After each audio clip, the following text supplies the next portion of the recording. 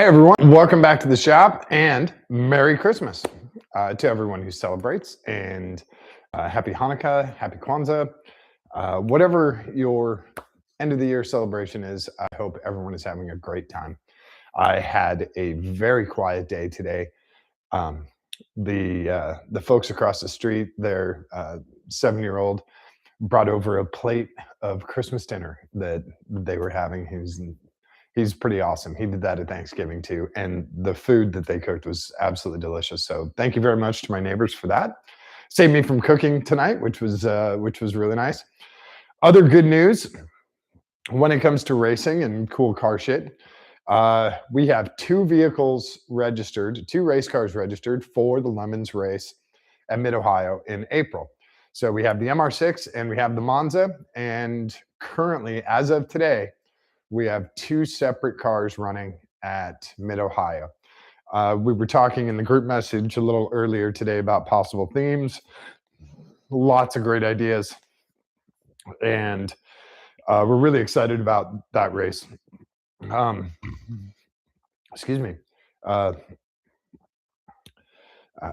and mashed potato burp. Okay. The mashed potatoes were awesome. They had green beans and I think diced onions and some seasoning. They were really, really good. They were like loaded mashed potatoes, but it wasn't like the normal chives and pieces of skin and stuff. It was really good. Anyway, the burps aren't as bad as they could be.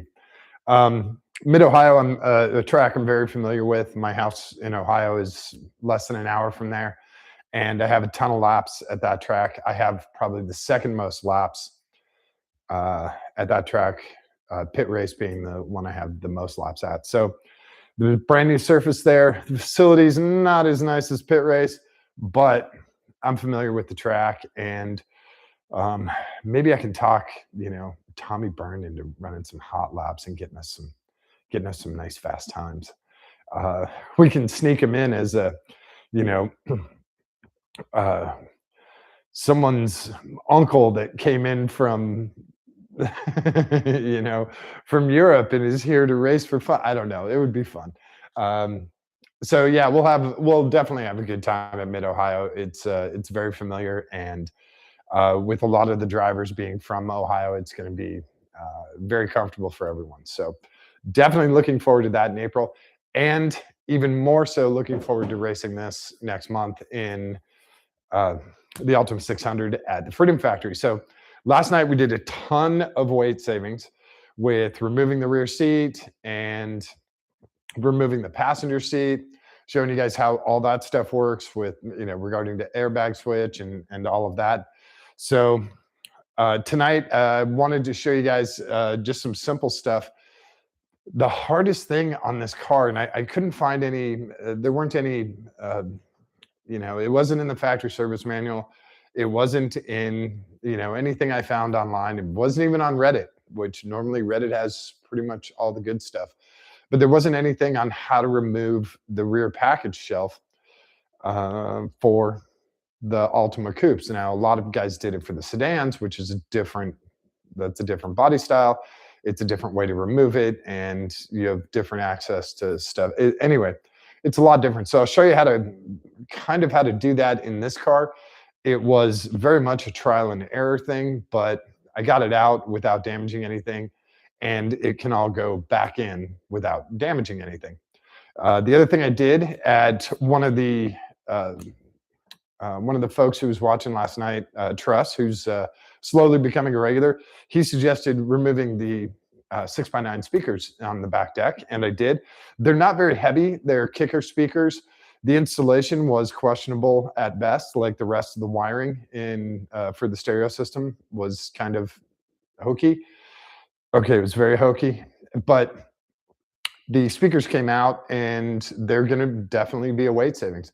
The other thing I did, and I talked about this before, in the trunk, those foam inserts, the foam spacers, I did remove those. And I removed those mainly for, I'd like to keep them in good shape.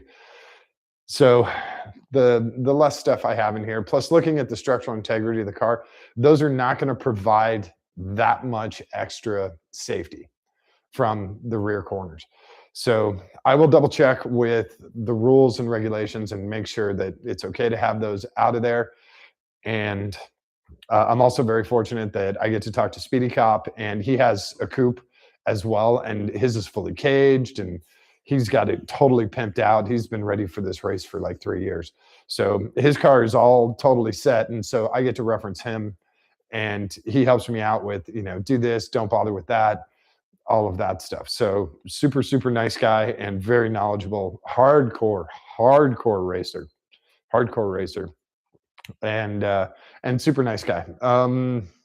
So we're going to take out the driver's seat because tomorrow we're getting, I think it's not tomorrow, day after tomorrow, we get the fluids to do the brake line. So the car's not going to go anywhere for a couple of days. So the driver's seat can come out and we can diagnose that power slider back and forth and find out if we have a bad motor, bad switch, whatever it is. But we'll take the driver's seat out, and then I'm also going to show you guys, the first thing I'll do is I'll show you guys the rear package shelf and how it comes out. It's not as easy as you think. And then I'll grab a T50 and we'll take this thing apart. Now it's going to be really difficult to get it apart because we can't slide the seat forward. You have to slide the seat forward in order to access those bolts. So we might come to a quick, abrupt end if I can't access those bolts. They are pretty far back on the track, but I think with the seat all the way back, the other section comes over and covers it. And I think that's going to be difficult. Honestly, I have not looked. I've been so focused on getting all this stuff out of the car. The other thing we're going to get to see is the treasure chest of stuff we found in the car yesterday when we took the front seat out and the rear seats out. You guys get to see all of the goodies. The only other thing I found today when I took the other stuff apart, I found a very small part of a pen, just the ballpoint and the ink cartridge. And then, I don't know, I think I saved it over here.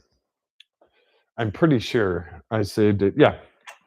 I found another one of the 100 amp fuses, one of these guys in the back. So you can see that fuse. He's kind of squiggly right there. These are normally used in car audio, and they'll have a big fuse holder. It's usually clear so you can see it.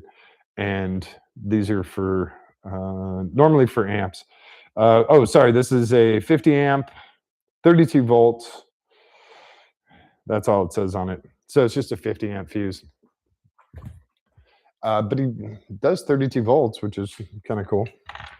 So those are normally just to protect your battery and the rest of the electrical system in your car. You keep car stereo stuff. Normally you keep it wired different than the car. So if we do get stumped with the front seat, then we'll take the stereo out of the car. I'll just move the camera and I'll hop in the passenger area and I'll take the car stereo out.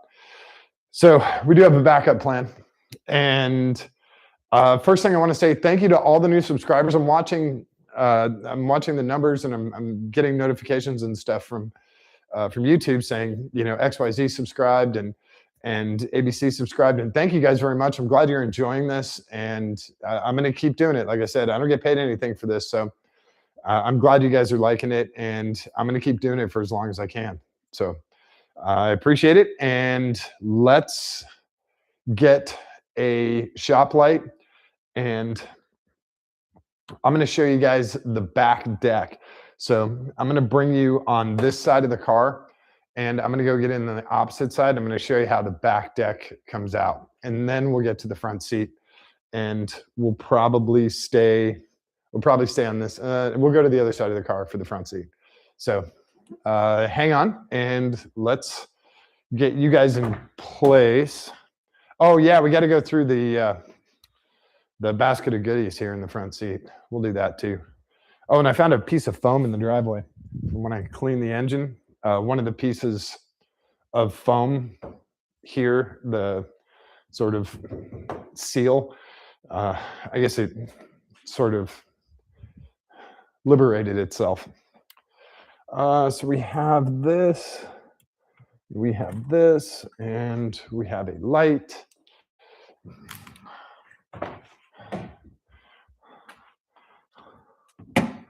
Okay.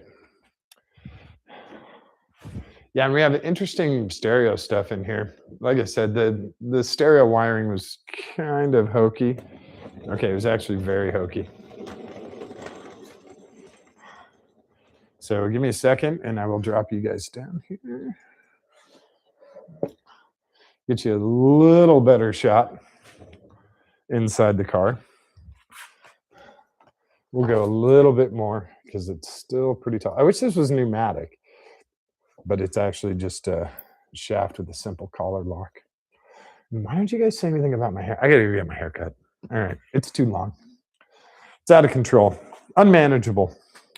So you can see all the bonus stuff we've got here in the driver's seat. All right, let's go through this. Oh, by the way, Merry Christmas to Rockstar. Still haven't seen you guys, but I keep looking.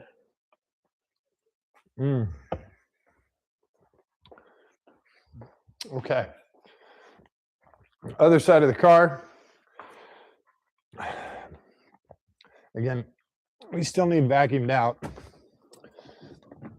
but here's all the stuff that I found in the car. This is just from taking the stuff in the trunk and the rear seats out and the passenger side seat. So we have our trim ring for our radio and our AC controls. We need to save that because we're going to put that back in here. This is some kind of harness hookup for the radio. It is probably not OEM. They wouldn't use hex bolts like this and have all this adjustability. Excuse me. So that's probably going to go away. We have the mechanical pencil. Here's the other fuse that I found. We'll total up the money here in a second. In the trunk, I found a 3/8 ratcheting. This is a gear wrench, and this no longer ratchets because it is completely rusted. It actually looks like it might be arced through, but we can try and repair it if we really want to.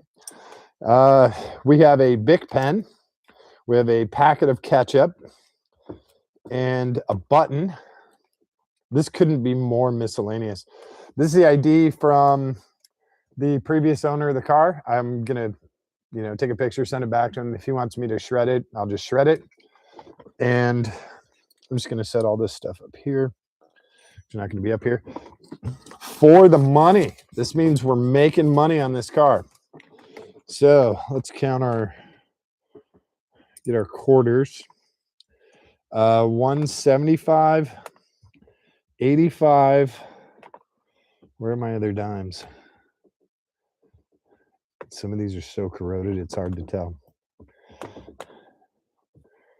95, 105,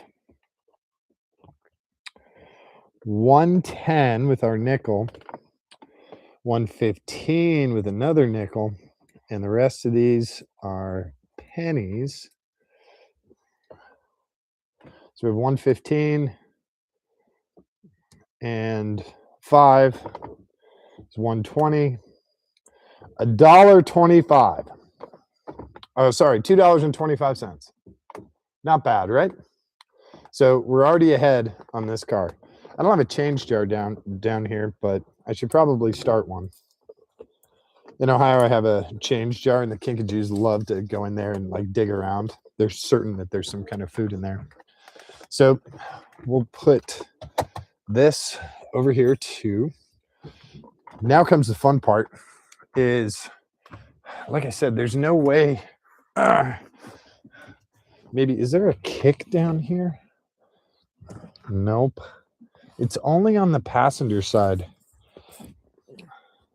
And there's no, oh wait, there's a release here, but he does not. He feels like he releases there, but he does not release. That is a lumbar support switch. I have this thing pulled all the way up, and he does not want to lean forward. So this is going to be an even tighter fit. and feeling down here with my hand in the dark.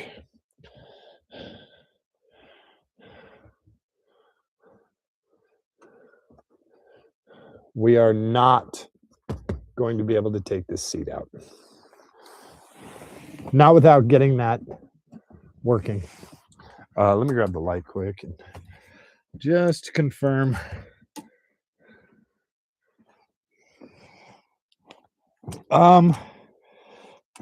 Yeah, there's no way. It's got to go at least 2 inches forward. There's no safety on this or anything to release that seat forward. So it is literally all power. I have access to these two guys up front, but I do not have access to the two in the rear. They are covered by the slide, by the top part of the slide. So we're gonna have to figure out how to get that switch working. That's gonna be the big thing. So I'm gonna bring you guys over on this side, and there's all this sound deadening stuff. I'll show you how, we'll also get a chance to look, I'll try and grab the camera and I'll show you some of the side curtain airbags. So I talked about it the other night, and I'll show you guys how what those side curtain airbags look like inside the car. It's actually pretty cool. Little tiny explosives. So I'm gonna move you all the way around to this other side.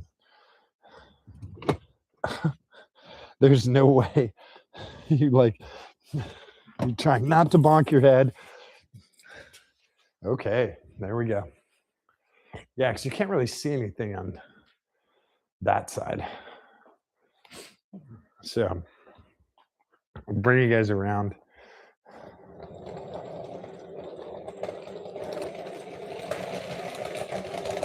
I know the wheels are kind of loud, sorry. And close the door, slide through, and come over here and open the door and get you guys back here. Now, there we go. That's not too bad. So you can see the rear deck is off. So I'll show you the rear deck. Where'd he go? He is right here, and he still has the seat attached to him. That was a different plate because I didn't take the. All right, enough. We have enough crap going on here. So this is the rear deck. These are your speaker grills on both sides. I think they pop out. Not quite sure. Nope, they're molded in. It's all kind of one piece here. They look separate. This is also the cavity for your third brake light. So, or HCML, HMCL, sorry. This rests in there like so at that angle, and you have access to your child anchors. This is the lock release for dropping down the rear seat. You have two more child anchors. There's no access to anything in here. The only access you have are to these two guys in the back, these little push pins. That's all you have access to. And they're kind of hard to see. There you go, that's what they look like. You do not have access to these guys. I could looked and I could not find any way to get to them. So these had to be lifted up like forcefully. And you do it kind of smoothly, and normally they won't break. If they do break, you can slide these out and replace them with new ones. But they're kind of a one and done thing. They're not supposed to be replaced a bunch. I'll show you guys a cool trick for getting those out. What you do, or getting them to release. A lot of people use needle nose pliers, stuff like that. What you can do is you can find a deep well socket, like so, and when it's poked through the panel, you can do this, and it'll actually close those tabs. And then you can push up on the panel and release it. So this kind of slides in there like that. This is, I think, probably one size too small. But that's how that works. Then you can push up on the panel and these will release. I did not have access to these 1, 2, 3, these 4 back here. So I had to lift straight up on them. I did it fairly quick and fairly firm, and they did not break. Like I said, if they do break, you can replace them pretty easy. But that's it. So release the 2 in the back that you do have access to. Well, take your third brake light out. There's a trim ring for the release for the lever. You can take the trim ring out. It gives you a little more room to work with. It's just a little black thing, just pops out with the pry tool. The seatbelt, you take out afterwards, the center seatbelt. But yeah, lift up on the back and then lift up quick on the front, quick and firm. On either side on the corner, you can lift up from these tabs, or you can lift up, from the edge. This is a pretty stout piece. So lift up and those guys will pop out of there. But now you know where they are too. Over in the far corner, 2 in the center, right with the third brake light, then 1 more over on the end. So now you know where they are, how to get them out of there. And that's kind of it. You can also see how this guy tucks in with the tabs. He has 3 tabs in the center. And then this is where he goes under the trim pieces in the back. So I'll take you guys back there. You can kind of see the airbag right there. So I'll grab the laptop and take you guys back with that. And I'll show you guys the airbag. Since we can't get to the seat tonight, I'll show you guys something kind of cool. Kind of cool. How do I want to do this? I might do it on the near side here. So give me a second to get this out of the way. I'm just going to bring everything over here.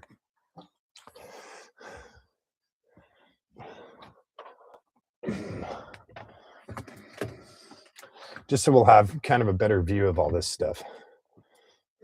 Oh, yeah, okay. No, why would you balance on there? It's totally flat. Okay.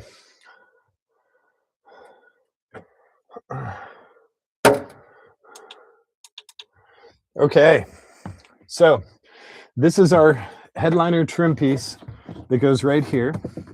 And you can see where the back deck goes, where the other trim panel goes right here.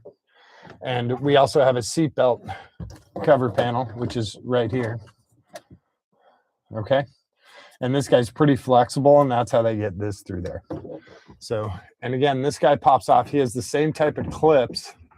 If I can flex him or turn him, you can see he has the same type of clips that they have back there. So here, this guy is part of your side curtain airbag. And like I said, here's the leash part. And this is the airbag itself. The actual explosive is up here a little bit. And it goes boom, and it pops straight down. And this leash actually holds it so that it doesn't keep going down and go down into, the seat or into your leg. So it holds it in place. But when you have SRS, when you have supplemental restraint systems or side curtain airbags, that's what these are. And they're on both sides. And you'll also have one up here on the passenger side front. So that's what those airbag systems look like. These are very, very, very dangerous. Do not mess with them. There's nothing good comes from messing with them. If you want to take them out of your car, that's cool. Make sure you disconnect the battery, let it sit for 10 minutes. That gets rid of the charge in the capacitors, usually. Then you can remove those things. Don't mess with them. They're not worth it. You see guys, putting them under spare tires and blowing them up and stuff. Don't do that shit. Please don't do that shit. Put these, put them on eBay. Someone might need them for rebuilding a car. Great. Get some cash for them. Call it done. Don't run 12 volts to them. The other thing that I noticed on this car was that the rear defrost had somehow become unplugged. There's a couple of plugs here. And I don't know which one is which. I haven't checked the FSM yet. But these guys had been unplugged. And not that there's a huge need for factory defrost in Florida, but it is something that I will hook back up when I put the car together. I didn't understand. I'm guessing when they did the stereo stuff, that stuff got unplugged. I don't know. But that was the only other weird thing I noticed. The rear seat belts are going to stay in the car, these rear passenger belts, because the inertia reel is actually way down here. I got to pull all this trim panel off in order to get these belts out of here. So it would be another few pounds of weight. And if I'm feeling real saucy, maybe I'll pull the panels and pull those out. But for now, we're just going to leave that. In the trunk, I'll swing you guys around to the trunk here, because we can see all the way through the car now, which is kind of cool. And yeah, stay put there. So we're all the way in the trunk. You can see this sound deadening, and it's kind of soft and mushy still. When it gets really old, it gets petrified and it gets really hard. This stuff is still kind of mushy. There was a piece here and a sheet metal piece. I'm not quite sure what it was for, but also you can see that I removed the foam from both sides. And over here on this side, I have some kind of weird, I'm trying to balance on one knee. What is this called? Adjustable line output converter. So this is like a little miniature amplifier, and this is for the rear speakers. And you have 2 RCA jacks, and then you have a couple of pots that you can adjust right there. This is wired into the speaker system, so we're going to unwire that from the speaker system. And yeah, so that's the side curtain airbags. That's all the stuff that's in here. These panels, this carpet is sort of negligible weight, and it's not a huge pain in the ass to remove. It might come out, but for right now, I'm going to leave it in there. If I weigh the car and we're close on weight, then I'll take them out. Same thing with the seat belts back here, but for now, we're just going to leave it in just because, I don't know, we've dropped a lot of weight in this car so far. So, let's see what else we got. I guess since we can't do the driver's seat, I don't know. I really need that driver's seat out of there. That's the downside. I really do. So we're going to have to figure out how to do that. By the way, I did hook up the third brake light. You can sort of see it up here. So there's the third brake light. He is hooked back up. Now, without the back deck in here, he doesn't sit flush against the window, so we'll have to get a piece of foam to make sure he sits there. This is our release for the seat backs so that you can open this up and get extra cargo through here. And then you can also release them from inside the trunk if you have the trunk open and push the seats forward. So you have, it's pretty versatile. And also, if you get locked in the trunk, you can pull these and get into the main part of the car. So that's that. Let's see if we can get this power seat working, or at least scoot it up far enough where I can get it the hell out of here and get working on it. So I'm going to bring you guys back out, and then we're going to mess with the seat. So give me a second.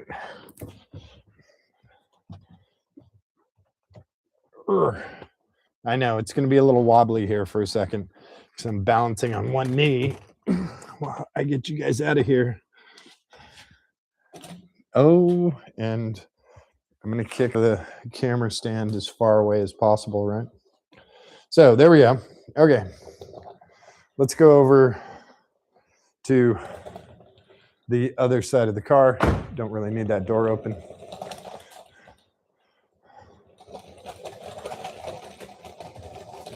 We're going to see if we can get this power seat functioning semi-properly.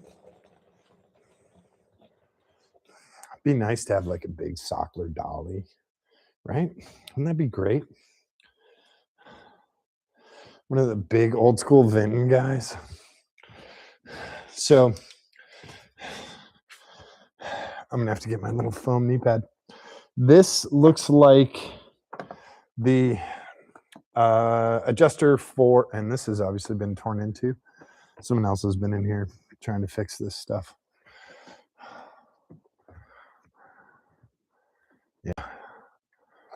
Yeah, it looks like someone screwed this. Not figuratively, like literally. There's 2 screw holes right here. So like I said, the rear doesn't work, but the down and up work. The tilt works.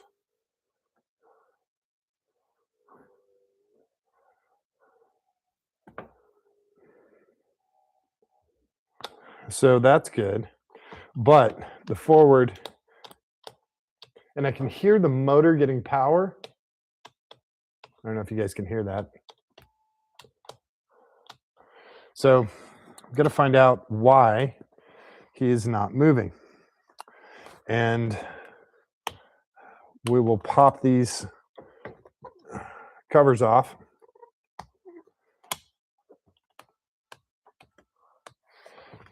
And this trim panel is actually broken here. There's a clip there, and I'm guessing there's a clip somewhere else. We'll raise this up to give us a little better view.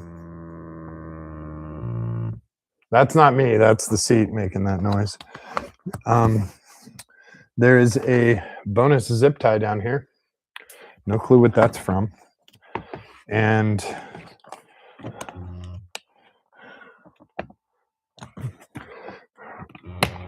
trying to, with these switches, you can normally just pop the covers off.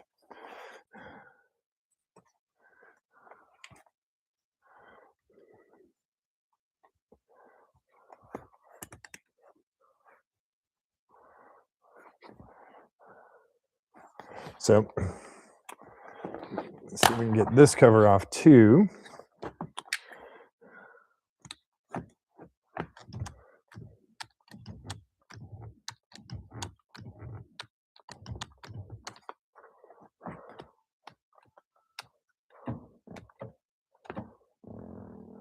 So the front section raises fully. The rear section raises fully. But our front here does not. So we actually have 3 switches here. If I can bring you guys in a little closer, I will try. Just so you can kind of see what's going on here. We have 3 switches. There's one here, which does the up and down for the front. We have one on the back side, which does the up and down for the rear, and that switch only moves up and down. And then we have one in the center, which is for sliding left to right. So we have those. There's 3 separate switches, and then you have this mount toggle, which is what this guy rides on. He clips on there and he slides and tilts like that, and that's how those switches work. So you can just pop these covers off, and then we can hopefully get this thing out of here.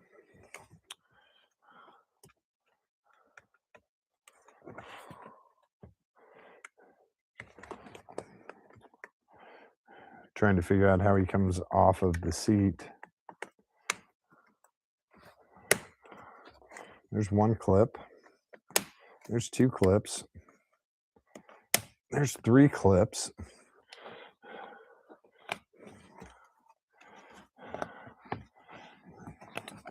I'm gonna guess there are 3 on the bottom as well.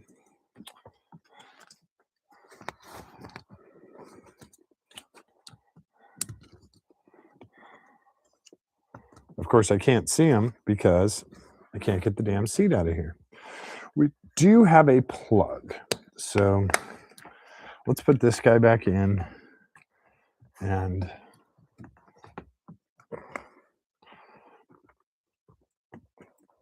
now we know that we have power to the motor because we can hear that part.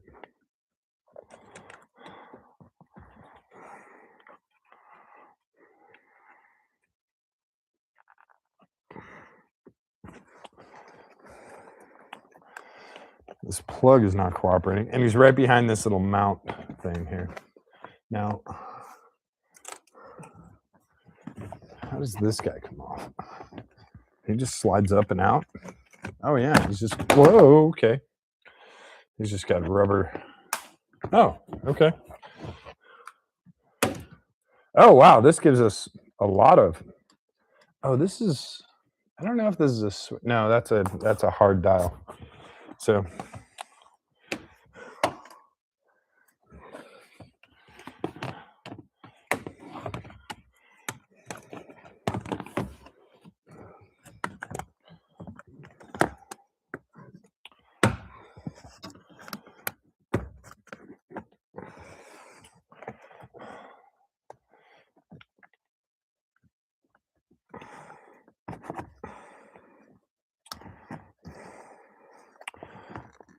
okay.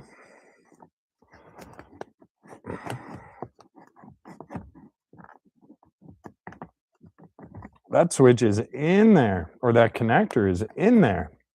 So I need to get a little pry tool to help me get that connector out.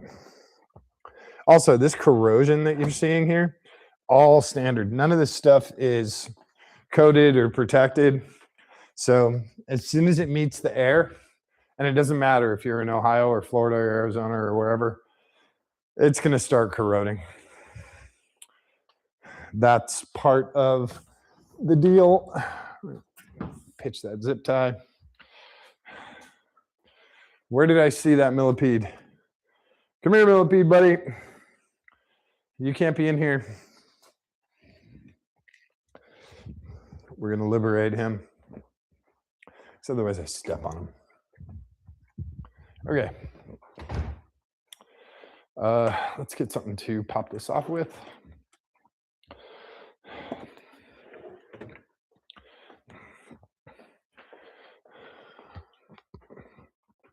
Hopefully this works pretty good. I don't know, with the seats up, vertically up like that, might be able to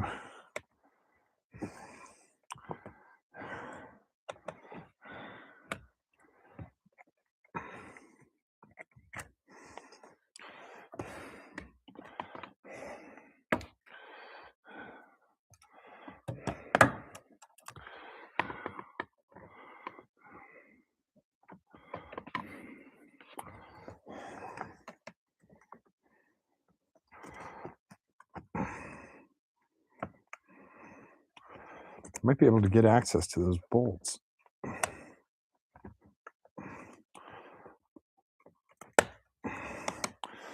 right, well, this thing is just trying to come apart. He's trying to take himself out of the seat, which might help. I have extremely limited use of my left hand.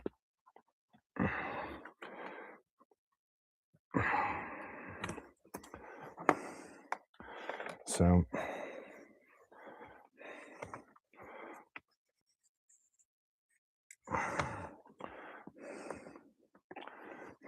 we don't have a safety or anything in here. I don't know why he's not coming apart.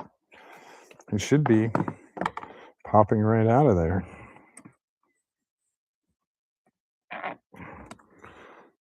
But he is not.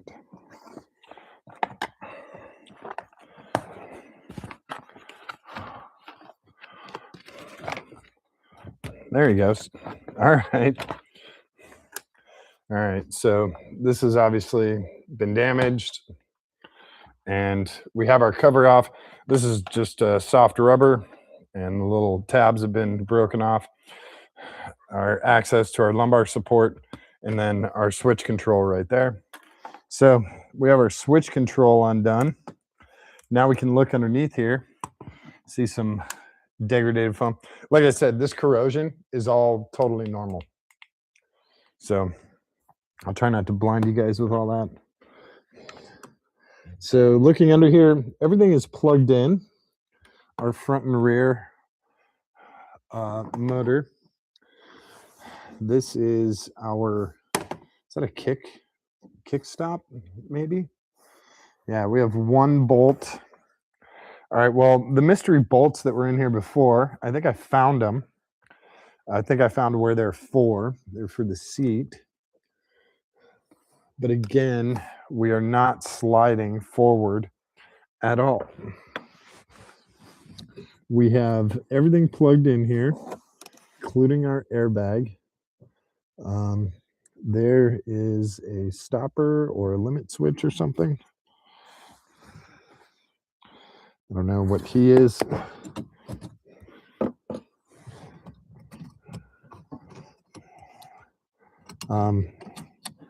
All of our stuff looks to be plugged in. So this is going to be interesting to get it out of there. I don't know if I can turn this. Oh, you know what he is? He's supposed to be the release for this. It's supposed to be a large lever. It's not lumbar support. It's a release for, yeah, I can feel it try and grab. I don't have enough torque on there, but that's the release to slide the seat back. Maybe, I don't know. So let's get our switch out of here.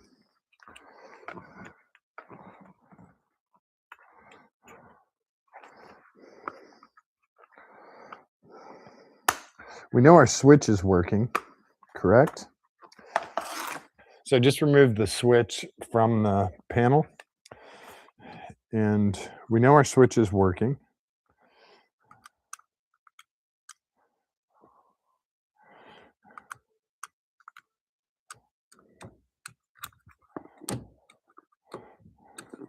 So I know it's not that, which is a good thing.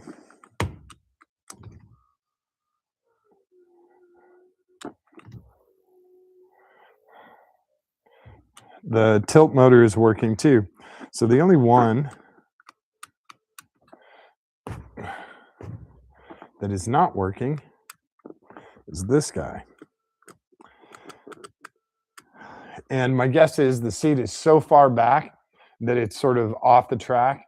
It needs to be pushed or maybe even hammered a little bit forward so that the motor can grab it and get back on track.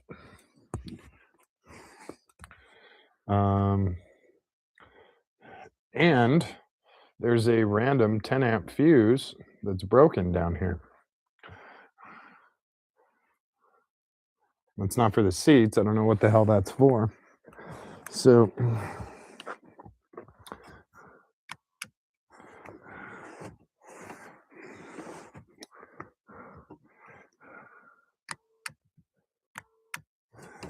trying to figure out which motor is going to be running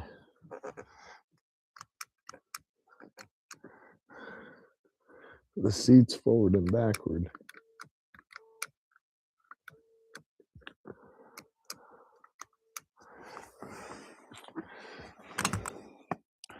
What's really odd is, holy shit, I'm just noticing this now. Okay, this is so stupid. This is so dumb.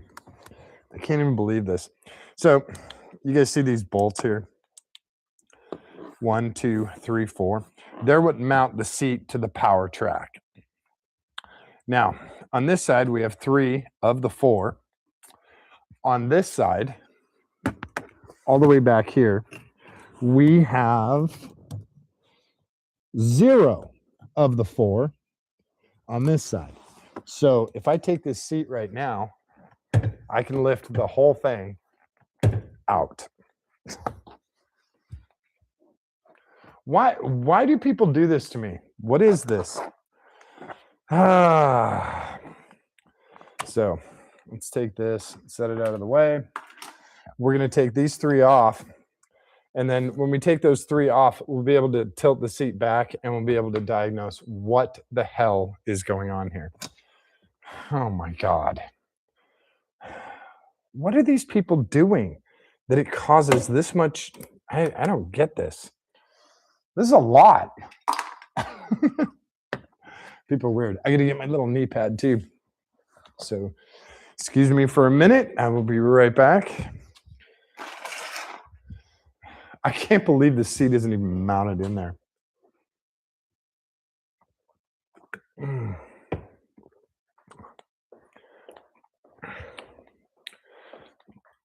And I think I have 3 of those bolts. I don't think I have 4, or those nuts. So, oh no, I have 4. 1, 2, 3, 4. Figured out what those were for. And that'll also help me get the right size socket, which I believe is a 12. Nope, 13. So I'll grab a shorty here just in case. So yeah, on the floor of the car kicking around were 4 of these guys. Those are the 4 for the other side. So we're going to bring those in. Oh, yeah, knee pad. Sorry, kneeling pad. Where did it go?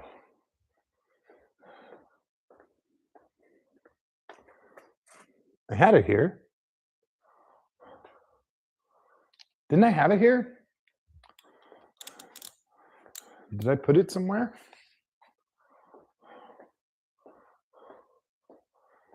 Did I put it back? No. What the hell? All right, well, I got a different one, so I'll just use that. I just don't know where that other one went. Okay. It's fine. Whatever to protect my knees and legs and stuff. Oh yeah, this is way better. This is going to be kind of interesting. I cannot believe they just left that like that. But that's what you get, right? And that's not going to work either. And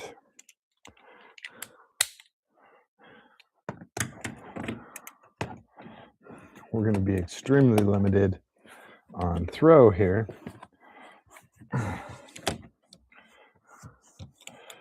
So even if I get a deep well, this is why I love power tools, because I would just throw this, I just have the electric wrench and just go bzzz. But you guys, it's an annoying sound, not that enjoyable. All right. Doing a 1/16 of an inch turn at a time. This sucks. Okay, so is it going to work any better over here? Not really.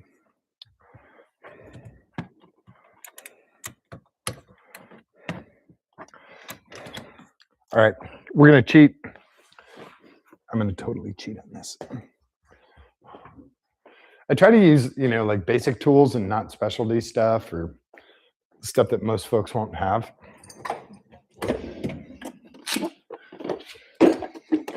But sometimes you get into a spot where you do need to cheat a little.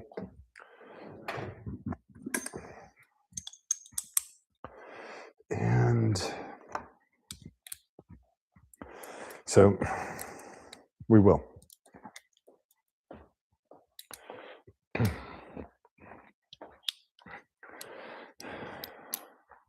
So I swapped out for quarter drive, and I have a universal joint on the end here, which will let me come in at all sorts of funky angles and still get nice torque.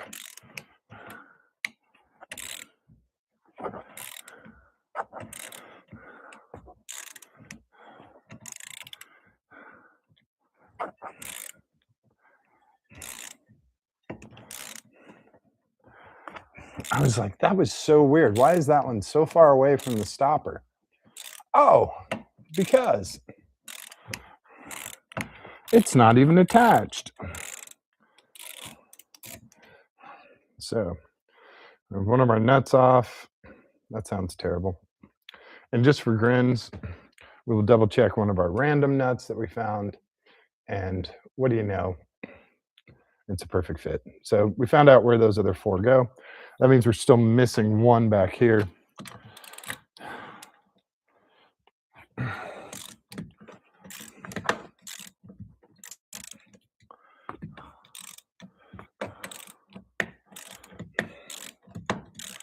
This is so obnoxious. By the way, I'm just reading all the labels here. The color of this car is called Super Black.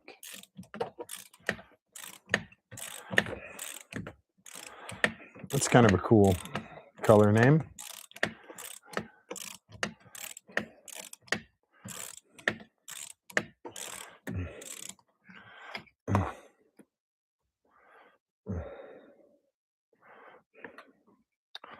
So yeah, here's one of the other clips.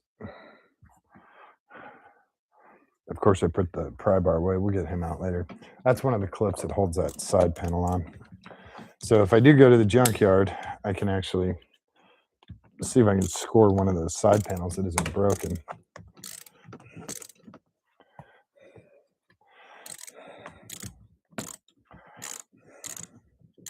So yeah, sometimes U-joint sockets are actually a good way to go. When you have weird angles and tight spaces like this, not a bad way to do it.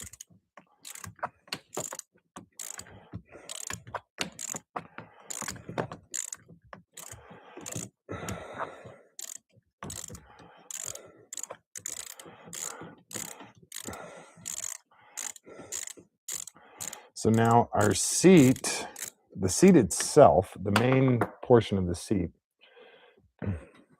is actually off of the bracket. And with any good fortune, this whole thing will just push straight backwards, like so.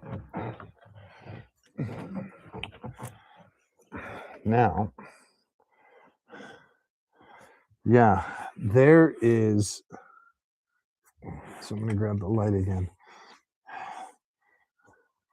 We have just screw drives here for adjusting this stuff. So none of it is pneumatic or anything like that. And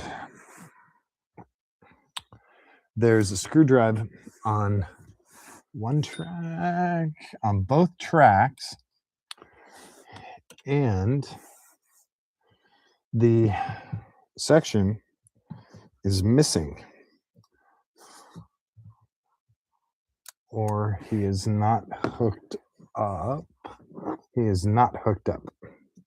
So it is this front motor,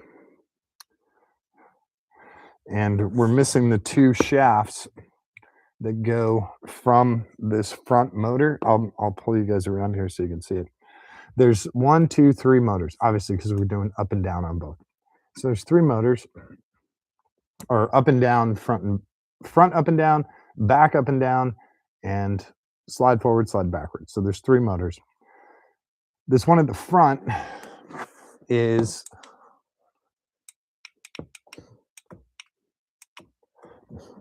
supposed to have a shaft in there that turns this piece right here and turns this piece and slides the track forward and backward. Now, if I look in there, I can't really see what type of socket or whatever I need in there. So, definitely need to find the shafts or whatever is necessary to replace that. And I'll pull you guys around here too. You can also see the airbag connector switch that I showed you last night. And then the other stuff for like heated seats and seat belt warning and all of that jazz. Someone's obviously torn in here. So the good news is we figured out what it is. And I'm going to see if I can get something in here that I might be able to manually crank over those, whoops, crank these guys over and get that seat track forward so that we can access the track. We can the seat has to be slid forward anyway, no matter what. So see if we can get that taken care of. We have 1, 2, 3, 4, and 1, 2, 3. So we have 7 out of the 8, which is not bad. If I go to the junkyard, I can probably find the 4th bolt. And this might be the cutout for the heated seat. So this might just be for the seatbelt warning. There's a little pad in there when it compresses. It tells you that there's a human being and it'll give you a seatbelt. Hey, your seatbelt should be on. It's also the connector for heated seats and, whatever other, Ford trucks. You have the super badass massage seats. Oh my God. Those are so nice, especially on long trips. I'm also going to grab a pry tool and get these little clips out of here. There's 4 of them. 1, 2, 3. I think just those 3 left, and 4. There's the 4th one right there. And those should actually be in the plastic piece. So we don't really need them out right now, but, oh, you know what? They're not coming out. Not without breaking them because someone broke off the plastic inside there. So they got to come out. We definitely need a new plastic cover because the pieces that those metal clips grab onto, they're all broken. So, okie doke. Let's see if we can find something to move this forward with. Like I said, I've never done this before, so this is going to be kind of new for me. And yeah, let's see what we got here. I have no idea what fits in there. We'll try like, T30 or something. See if we can crank it by hand.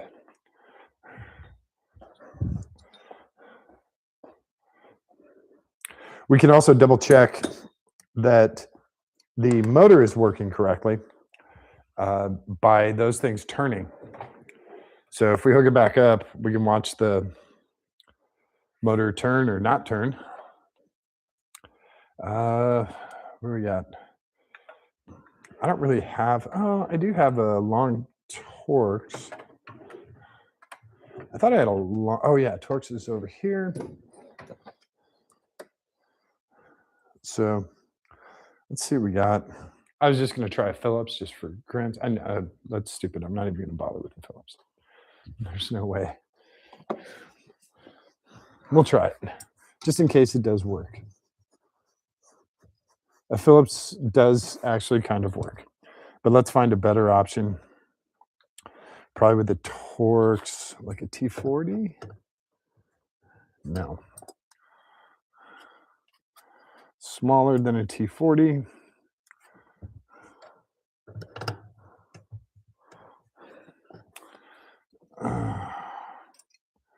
Smaller than a T30. This is a T27. What an odd size.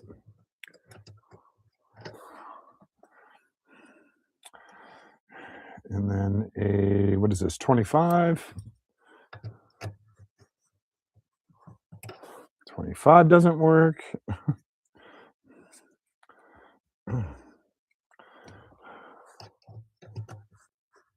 Okay.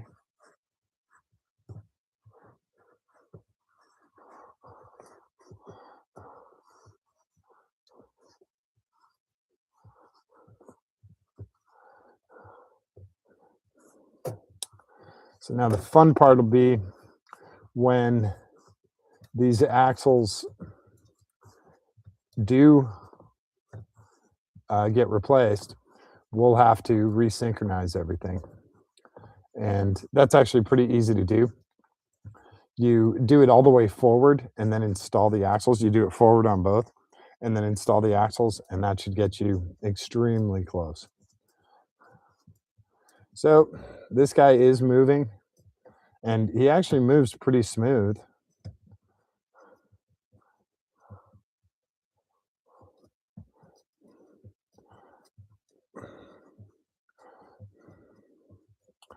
Now, what's messed up is why the hell are both axles missing, right? And this is a really fine adjustment. So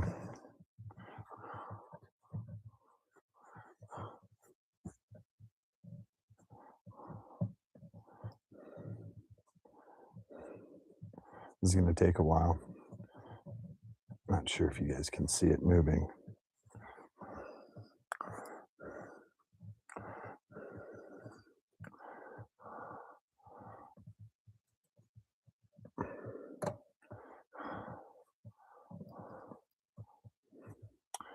So, how are you missing both of those axles? That's my question. They're coupler axles, and yeah, I'll show you guys again. Um, so, what was this? This is a T15.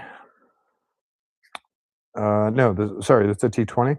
So, 30, 20, 25, 20. Yeah. So, I don't know. I'm really starting to wonder about people. How do you miss both those axles? I mean, there's two, they're on separate sides. Hey, who's here? Hey, Liz. The axles are on two sides, so you have to, and there's no broken parts down here. There's no missing parts or anything like that. I didn't pull it out of any of the goodies or anything. So, how do you have to physically remove those, you know? It's not like um it's not like they can fall out or break or something. So my guess is I don't know, maybe they took the seat out to put the stereo in. When they did that, something broke. Shit, I don't know. And then they just threw it away. You never ever know. Never ever know. So, um, we do have that problem solved, and that makes this car much more valuable when the seat works 100%. So, yeah, let me put just for grins before I put all this back. Let's put this in, and I just want to make sure that those guys turn.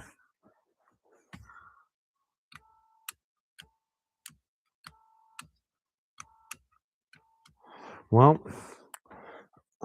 I don't know if they're turning.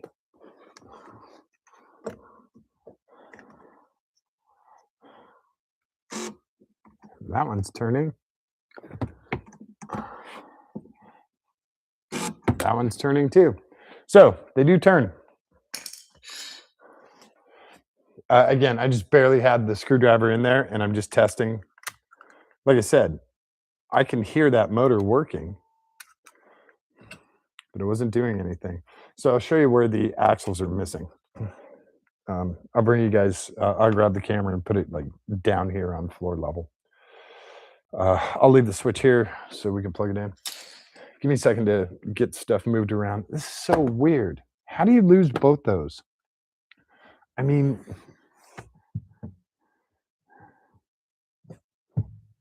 did they like stash it in the seat somewhere or? Ah, I don't even know, and I'm guessing it's not even a replacement part. It's gotta be something that, it just comes with the seat. So, just so weird. So weird.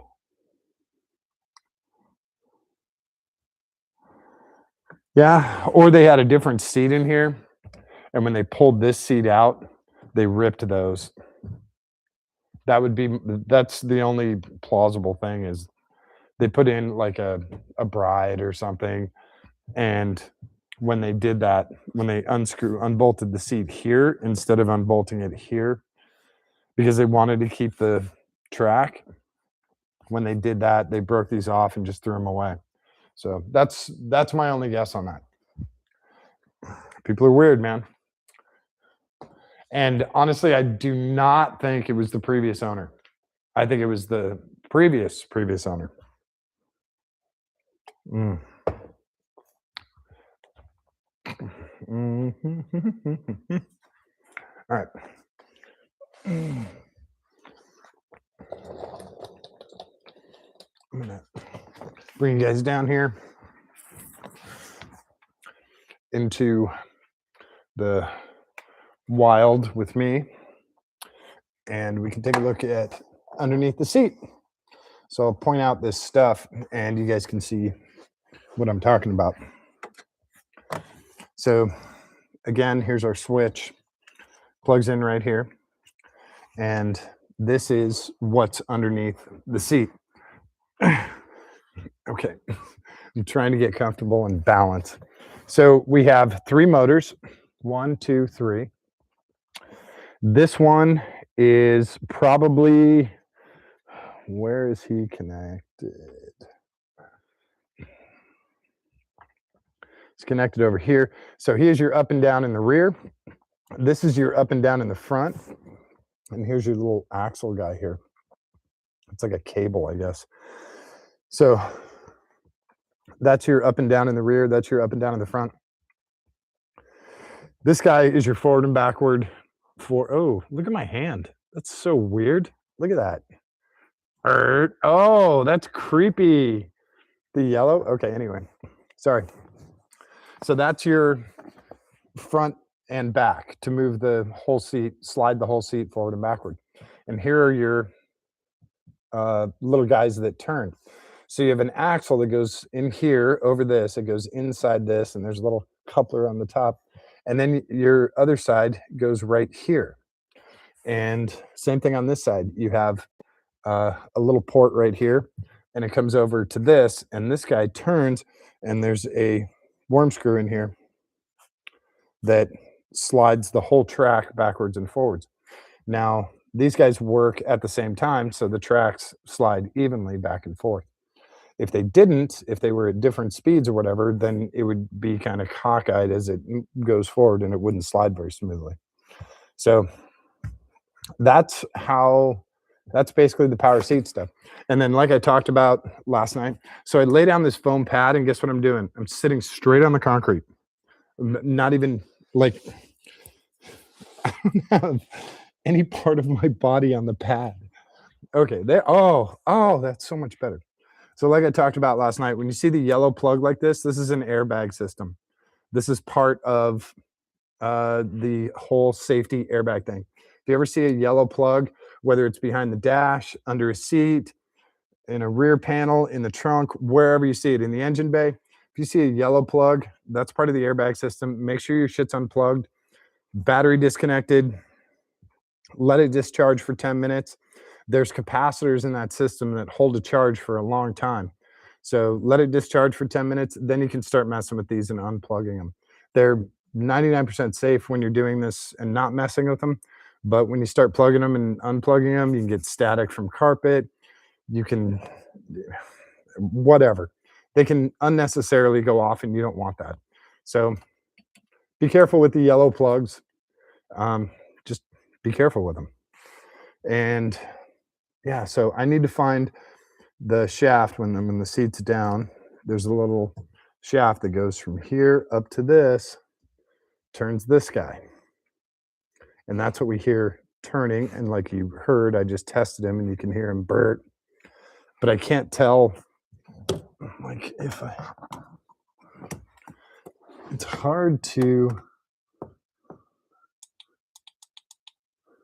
It looks like it's square drive. Yeah, it's square drive in there. So it's a little square drive axle, pretty small. And tonight I'll check for replacements on these. Maybe there is such a thing. But in the meantime, I can move these guys by hand. I can thread them and slide them up to where I can get the bolts out from the back. I'm not really close here. A little closer here. I probably got another ½ inch to go. So I probably got another 1.5 inches to go here. And we'll slide those guys up, and then we can get this track out. We can get the whole seat out, and then we can get those guys assembled correctly, and then put the seat in as a whole with these guys in, because it's going to be a huge pain in the ass to try and angle this down and put these axles in while the seat is, still in the car. It's going to be 100% easier. Get it out of the car, reassemble these with all 8 bolts instead of just 3 on one side. I can't believe they only had 3 on one side. And then put it back in the car with the 4 main bolts. So that will be the plan. You guys don't want to watch me screwing this up by hand for 20 minutes. It'll take forever and ever. So next time you see the car, the seat will be out of it, and we've got the holidays are, Christmas is tonight or today or whatever, but hopefully the junkyards are open. But tomorrow is what, Friday? So the junkyards might be open on Saturday. We're going to see if we can find 1 extra bolt. We need that trim cover for this. We need some other parts in the car. So we'll hit the junkyard and see if we can find them and get them stupid cheap. If not, then we'll have to order them. Now, I don't know about ordering this. I think comes as an entire assembly, and it'll probably be $400 or $500 for all 3 motors, this bracket, these floor slides. It'll be really, really expensive. So we're going to see if we can find replacements. If we can't, then maybe we'll fabricate something, right? That's always fun too. I think that's about it. Nothing too crazy. Like I said, underneath here, there's here's your airbag sensor that makes sure that a person is actually in the seat. Like I said, everything in yellow is going to be airbag related.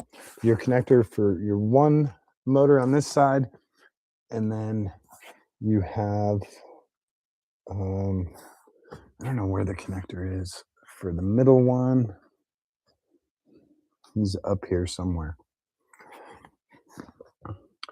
And yeah, it's pretty straightforward.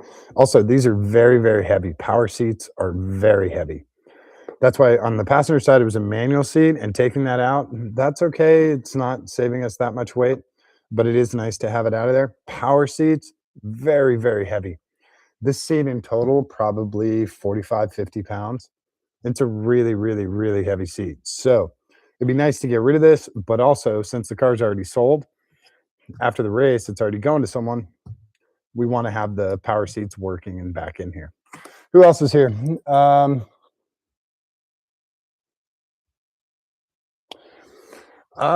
Yeah, Truss, how's it going, man? I guess I just kind of accidentally answered your question. Yeah, we're gonna save the seat. I just need to get those axles that go from this.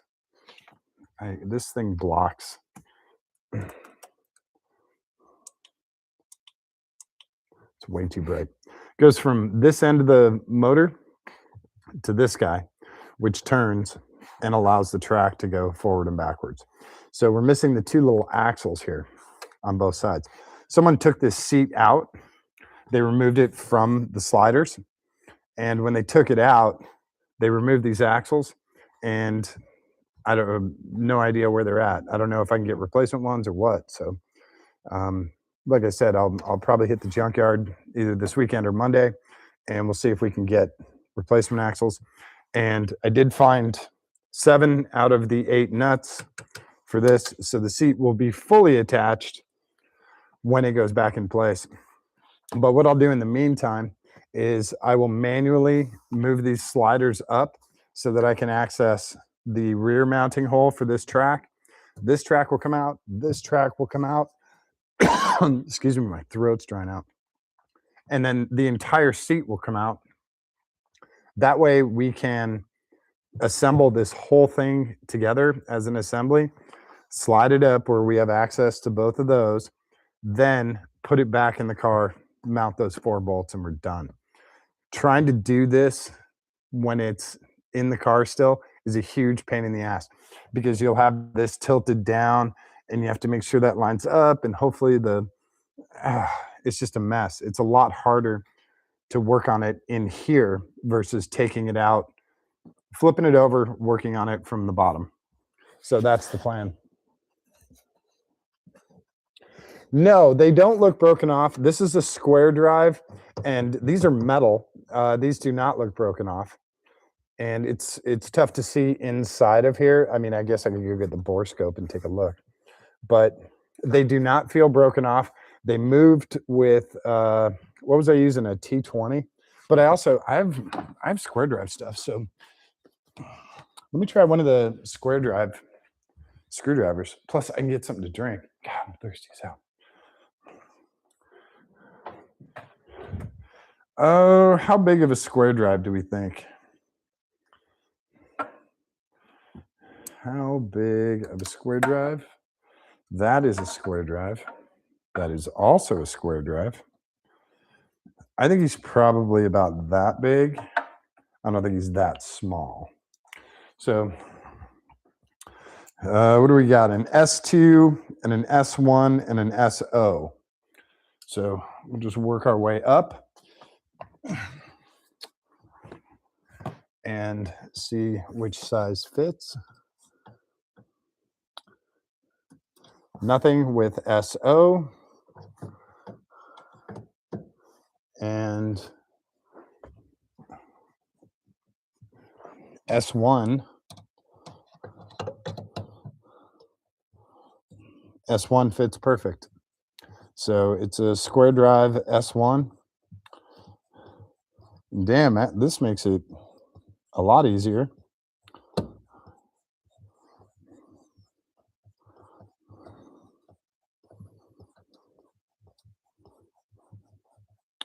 So, like I said, we'll spin this up to where we can access the bolt.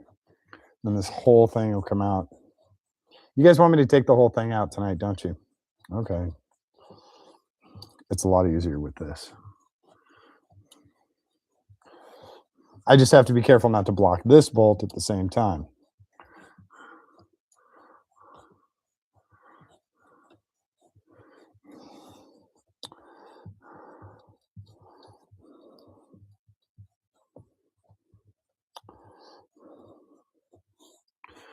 And that's going to be pretty damn close.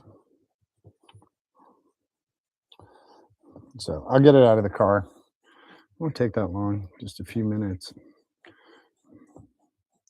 But it will be exponentially easier to work on.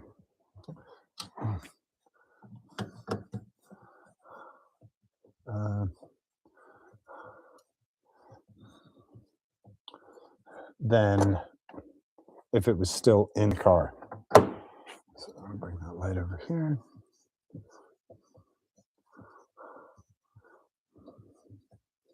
Should be pretty darn close.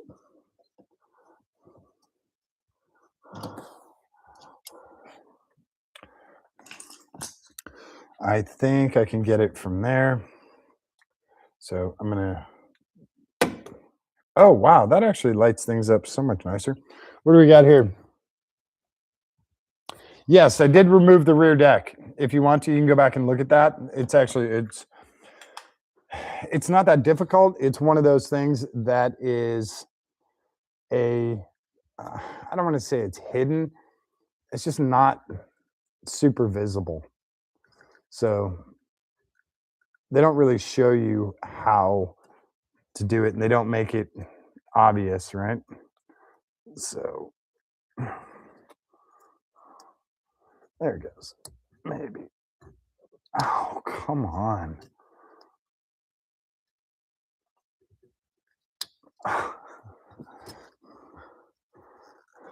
There we go. And this one still has, it doesn't have the safety clip, but hey, nothing blew up. Great. So now we can also pull this out. Yeah, this has obviously been out before because I just removed that. This clip is actually supposed to be in the frame up here somewhere.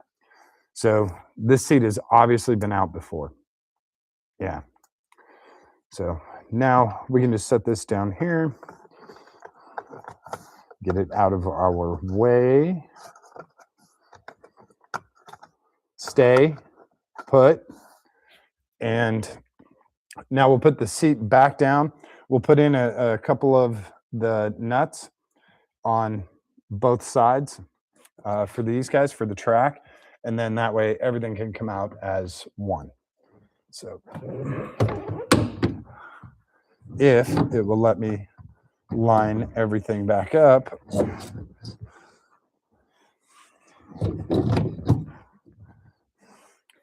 So let's do all of this in the dark. What do you guys think? Is that fun?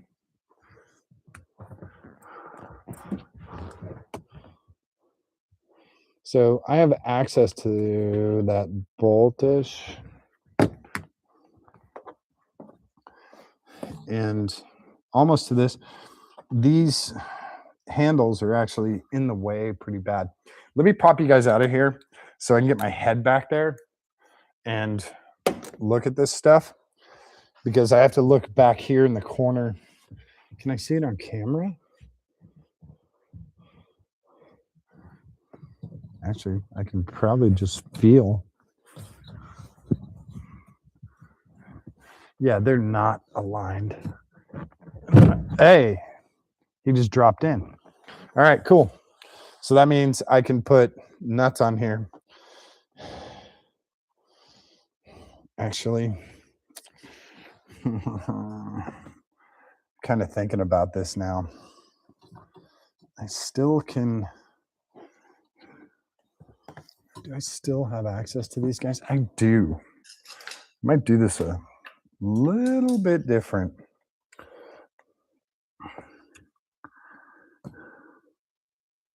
I might take these rears out and, slide it further forward, take the rears out, then slide it backwards and pull out the fronts. I think that's probably going to be a better option. Just because there's a twisted piece of, I'll show it to you when it comes out. But I think that's going to be a better option, is to move this even further forward. Just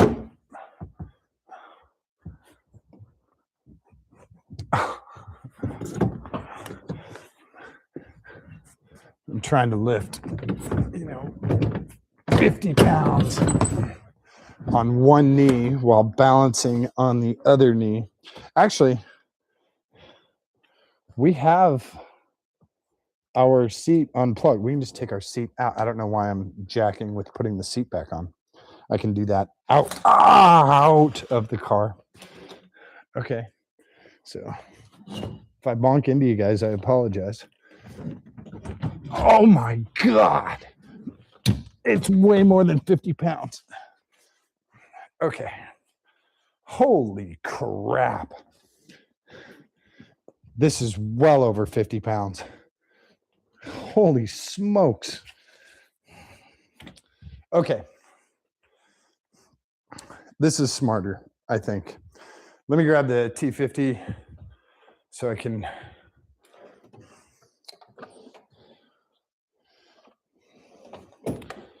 get this these tracks out of here. Yeah, I don't know why I kept screwing with that. I just figured out where the other foam pad is. I kicked it underneath the car just like I did on this side. Where's my Rosh? There it is.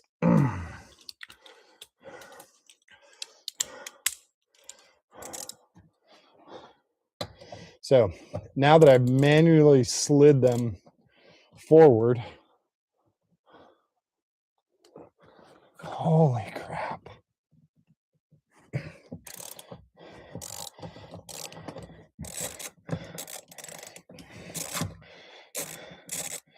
I mean, it's a good thing that they're in there nice and tight.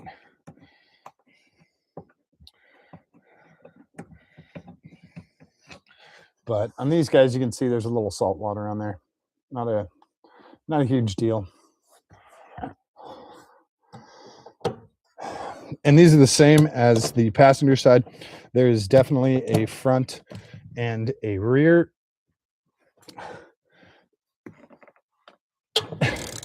If I could have less leverage, that would be awesome.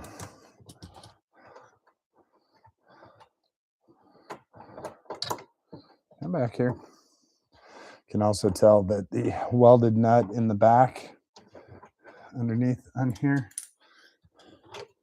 is a little bit loose. Same thing on that side. Got a little just saltwater corrosion, not a big deal. Now the question is, can I get in? Oh my God. I don't even need the wrench. He's in there finger tight. Come on, man. Come on. What about this guy?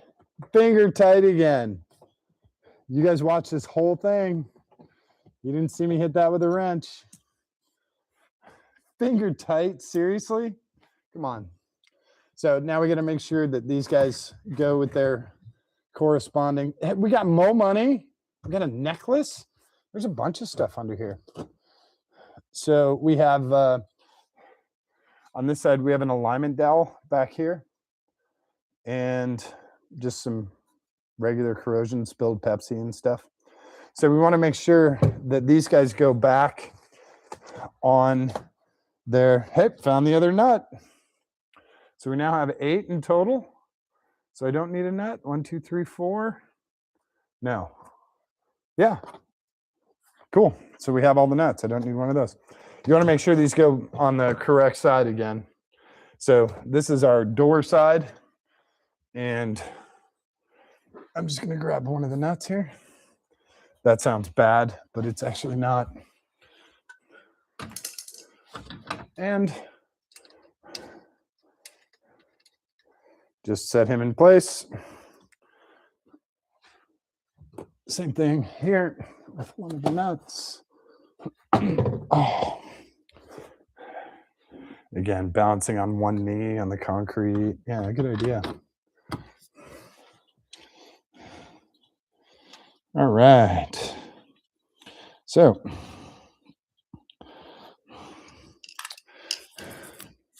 all right, I'm going to bring you guys out, and then we can put some tools away.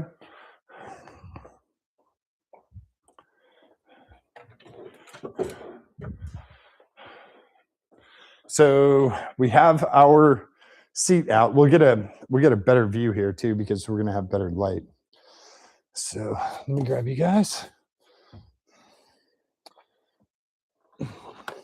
Oh, and Truss has more questions. Hang on, man. I haven't been able to see anything. No power tools yet. Nope. Haven't done any power tools. We've been good kids. And I can't believe those things were like just finger tight. So our switch assembly, we'll just reattach this and we'll leave it with the car. It looks a little flexed, but he's okay. We'll leave it with the seat. He's not fully clipped in. So I'll show you guys these components here. You come down. Hopefully that works. So we get a little better view here. Motor for up and down in the back. And here you can see that axle, which is more than likely just a square drive. And then it's got a shield on it. It's probably just a square drive cable. Probably not a rod. And so we have that one there, and we're missing the two here. This is your up and down for the front, moving the front of the seat up and down. And then this is your forward and backward. And they go out to these guys. So there should be a little cable like this that runs from here to here, but there is not. And we're using an S1 in order to manually turn this. It's a square drive. And square drives you use on kind of deck screws and stuff like that. So it's handy to have a square drive driver. So what we've got to find are the guys that go here, and then we will have a power seat that works 100%. We're going to take a wire brush, and we will probably use power tools. We'll clean up this stuff as best we can and throw some rust penetrant on it. But like I said, it's better to take these rails off and work on this out of the car versus trying to do these in the car while you're balancing the seat and you're trying to balance on the ground and all this shit. It's not worth it. Now I got to see if I can find these guys, because we already tested the motor. It works great. You guys heard it. Bert. No, it's the cable. I don't think the cable's broke. I think someone took them off because we were missing 3 screws, or all 4 screws on this side. We were missing missing all 4 nuts on this side. We're missing 1 nut on this side. So the seat only had 3 nuts holding the seat to the track. This whole side was free to come out. So I'll just take it apart and show you real quick. So you have 4, 1, 2, 3, 4. On this side, on the inside, there were no nuts holding the seat to the track. So someone had obviously replaced the seat with, a racing seat or a different style or something, and they kept the track. When they did that, they pulled the seat off, and they probably pulled these out and never put them back in, or left them on the ground or whatever. But we're going to see if we can find a replacement for these and make sure they're not $800. The motor does work. We already tested that. The tracks work.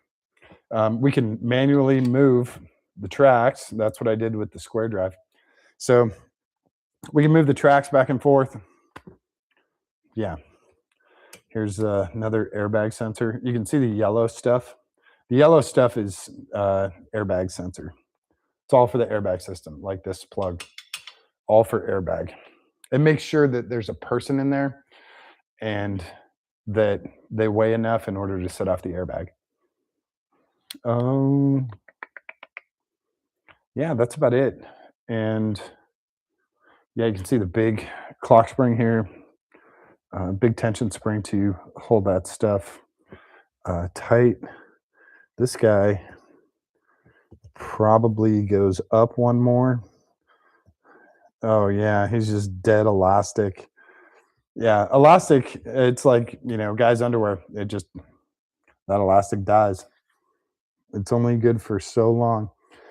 This clip has obviously been broken. And like I said, this guy, you can see all the mounting tabs. The mounting tab here, the mounting tab here, the mounting tab here have all been broken off. So this part needs to be replaced. This is where the seat is, and this is where the switch cover goes. Looks like a dog bone. So we'll probably have to get one of these from the junkyard. What's weird is these 2 screw holes. I don't know what those are for. They are not factory. I don't know what they were for. We also have, this is our release lever for releasing the back seat to let people in and out. Egress is what they call it. So we do need to hit the junkyard, see if we can find one of those covers. Hit the junkyard, see if we can find the lever for this. But we do have all the nuts for the slide tracks. And then if we're at the junkyard, maybe we can find one of these, So we'll look around, see how hard the parts are to find. If I can get brand new ones that are cheap, that's great.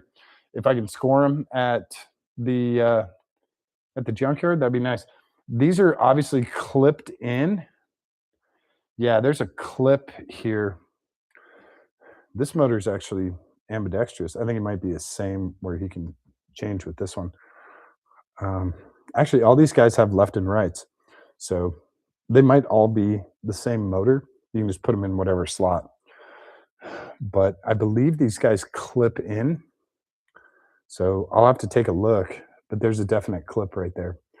So, yeah, not too bad. It's nice when you know what the hell the problem is. Now we know what the hell the problem is. I thought it was odd that the motor was turning, but nothing was moving. So,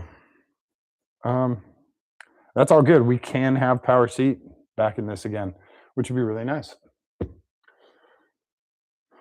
Yeah, I don't know what the hell they did with the cables, but when guys get in a hurry, they get their new, Sparko seat or whatever, and they're like, "We have to put it in right now! Oh my god!" Bzz, bzz, bzz, bzz, and they just rip shit out. No, leave the tracks in there, and they just rip it out. And they don't care. So you get super saucy like that, and bad shit happens later on down the road, like this. But we can solve it. Trust me, I've had way worse shit happen. Way, way worse shit.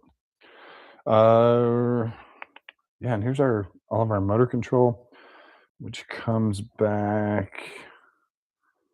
Yeah, we have a big ass harness, comes all the way up to here, gives us all of our power, and then it comes back to this harness, which is the switch control.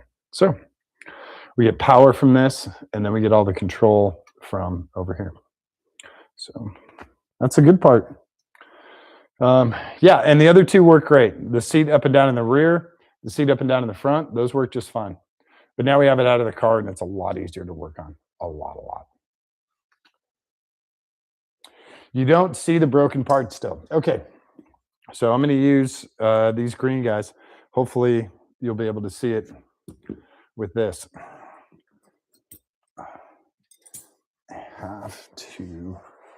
I just got to sit on the concrete, because if I tried to do it any other way. There is supposed to be a shaft that goes between this output on the motor and this coupler right here. I'll take this off again and show you.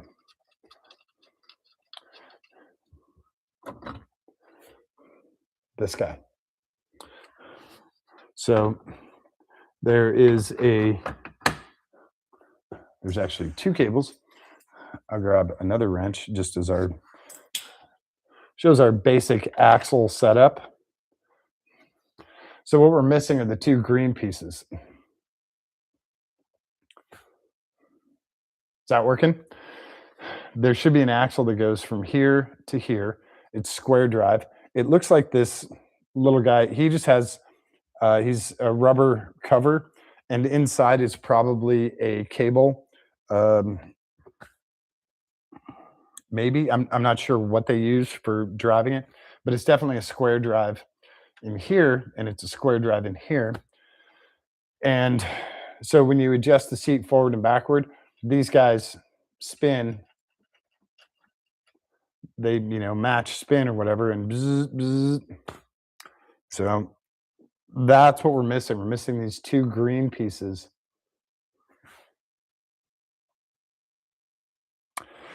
The motor down here has one, and that is for the seat up and down in the back. That's all it does. It has this adjustment, this screw adjustment, and he comes down here in the back. He's got a clevis pin, and he raises the seat up and down at the rear of the seat. So we have a motor, we have an axle, we have a differential, and then we have the screwdriver right here. So he moves it up and down. He's all hooked up okay. This guy does it in the front. This is our middle motor. He just has one that comes off this side. These guys do have an option to run a second axle, but they don't because it's not necessary. This one, we have our differential, and you can see our screw drive up here. He does the front of the seat up and down. So this one does the rear of the seat up and down. This motor comes over here to this and does the front up and down. This is our support rod, our kind of you can call it a reference rod. And then this is our seat forward and backward, these two rails. That's why we have two axles on this, because we're running both rails at the same time. Because it has to move this entire 50-pound seat. The other reason you run two axles is because there's a locking thing where both axles are then locked when they're off. So when it's off, it can't slide one way or the other. If you only have the drive on one side, this side could slide, and vice versa. If you only had the drive on this side could slide. So you have it drive on both sides, and that way it's locked whenever you stop moving it, it's locked in place. Versus like a metal, a mechanical lock that has two tabs, it'll lock it at the same spot. The power one, it just, when it screws down and whenever you stop it, it's just locked in place. So that's why you have two of them. These guys only need one. This guy only needs one coming over to here. This guy only needs one coming over to here. Trying to get it maybe squared up a little bit more, maybe. But you can see the green parts are what we're missing. This should be a green, pretend that's green. And then on this side, it's a little tougher to see, but that is also the green. So that's where we're at. This is open on this side. You could probably put a cap in there and the motors would last a little bit longer with all the dust and dirt and all the other crap that's in the car, but not really necessary. And these motors, they'll have it so that you can use the same motor all over the place. You can use it for different stuff, rear seat, forward and backward and tilt and all of that. So, yeah.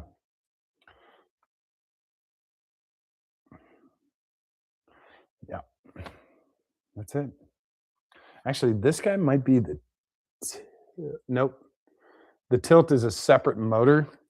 The tilt is a separate motor back here. He's going to be a standard gear motor, and I can't remember. He's not on this side. He's on this side. There's a small gear motor on the no, he's on this side. It's on the inside here. There's a small gear motor, and he turns very slowly and tilts the back piece of the seat. So if your seat's like this, it tilts it forward and back.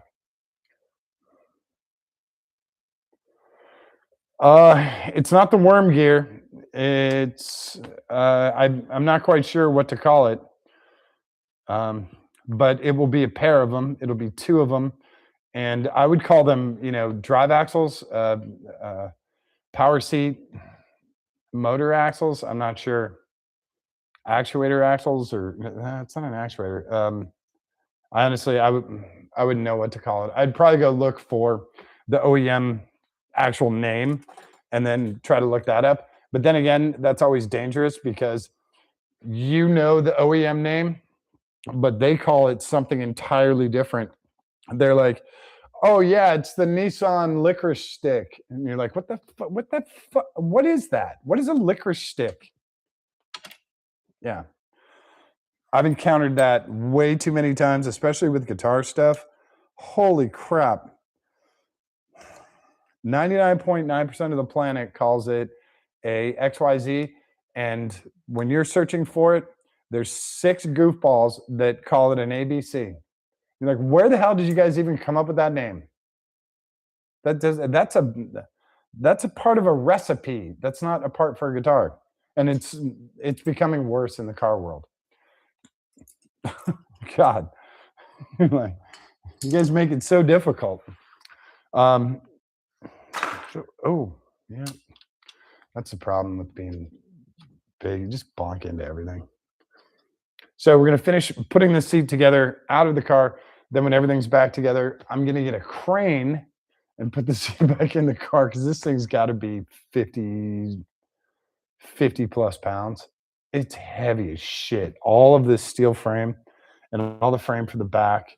A lot of it is for safety, and a lot of it is for convenience with this, a manual setup, just a slider with a simple seat lock for the back is a lot less weight. But yeah. Yeah, after the seat, the only other thing to do in the interior is to remove the radio. So we'll probably do the radio removal tomorrow night. And this one was a little bit bigger adventure tonight. And the radio removal will be pretty simple, I think. So uh, let me get. Oh, you know what? We got to look at our other bonus material that we found in the car. When we took this seat out, let's see, because we had over $2 last time.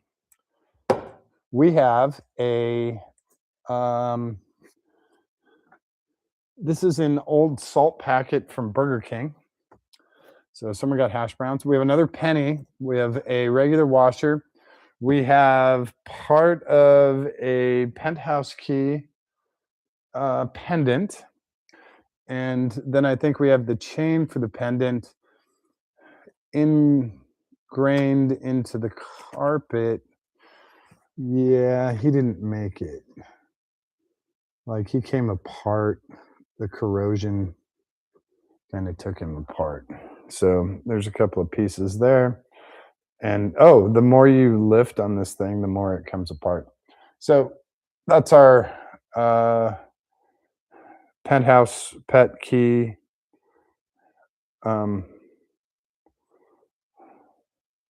pendant, necklace, whatever it was. It's all pretty much done. And we got another penny. And another washer. That's about it for under there. I just thought it was funny that there was a whole necklace. So we're pretty much ready to vacuum out now. Got all the good stuff out of here.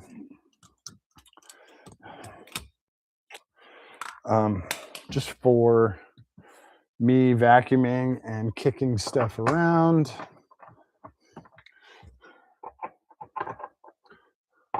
And this is just my OCD. I put this stuff back. I like stashing bolts where they came from. It's a lot harder to lose them that way. So we have our seat mounting bolts back in place. Plus, I can't really drive the car without the seat being in there, although I do it in the limo all the time. Do not condone that. So let me get you guys back up and we get some tools put away and finish up for the night. Wow, 1 o'clock, not bad. T50s and torques.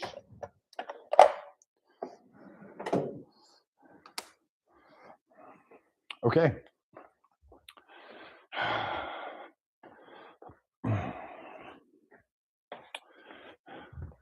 I have everything out of the car and I'm going to raise you guys up vertically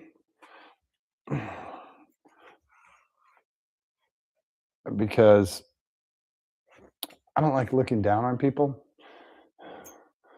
And I don't think you guys should have to look up at me. So we'll get you, oh, that's way better. Get you back into a safe spot over here. And then we get some tools up and out of the way.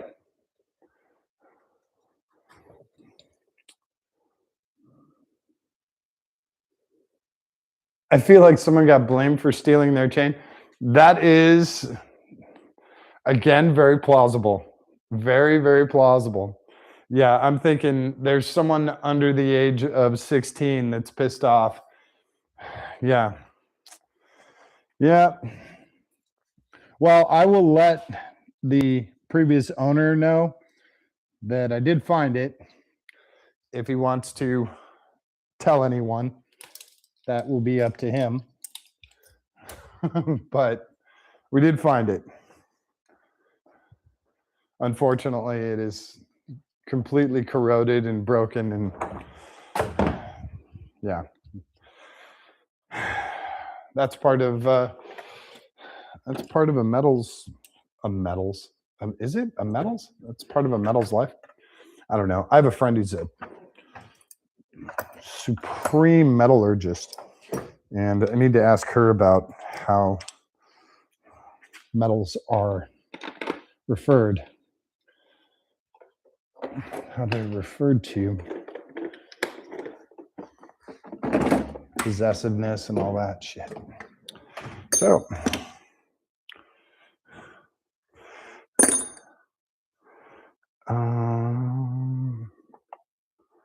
what did I pull out of here?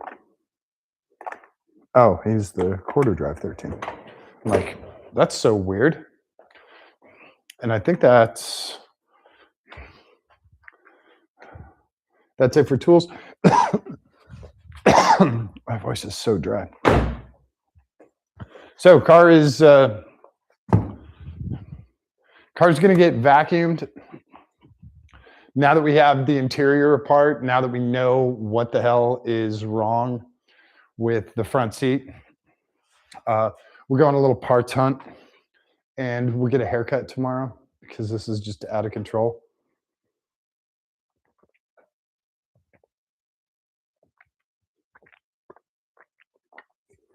So we'll go on a parts hunt, see if we can find that side piece at a local junkyard, see if we can find those axles, how hard they're or easy they are to replace, and then Siri, cancel. I don't know what the hell my phone's doing.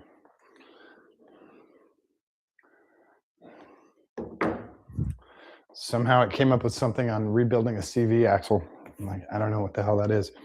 And after touching my necklace, I had this weird. Okay, there we go. That's better.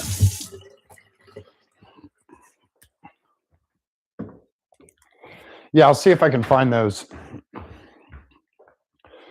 My guess is they're going to be selling that whole seat thing as an assembly, which would kind of suck. So we'll see if we can find it at a junkyard, figure out how to take them apart, put them back in without destroying them. Well, there was another question in there. The purpose of the radio removal. Number one, the previous owner doesn't have the code to reset the radio. So it's kind of useless. I can't use Bluetooth. I can't use anything. It's a nice Pioneer head unit, but I can't use anything on it. So it's going to come out. A little bit of weight savings, maybe a pound. But since I don't have the ability to program it or anything, it's got to go. Sorry. That's really the only reason. Like I said earlier, I did take the rear speakers out. They were installed pretty horrifically with some. I'll just show you guys because it's comical. I have such a tough time with this, and I don't know why. Because people have such an amazingly difficult time with doing things. I don't know. Okay, so here are the speakers that were in the back. These are regular 6x9s. We have the kicker 6x9 DSC 6930, which I think they're okay speakers. I don't know anything about the kicker 6x9s, but here are, whoops, where'd it go? Come back here. Here are the mounting screws that were used to hold that speaker in place. That's one speaker. So we have the two huge, long sheet metal screws. We have one OEM screw that goes into the plastic insert, and then a random wood screw, countersunk wood, stainless wood screw. That was to install one of the speakers.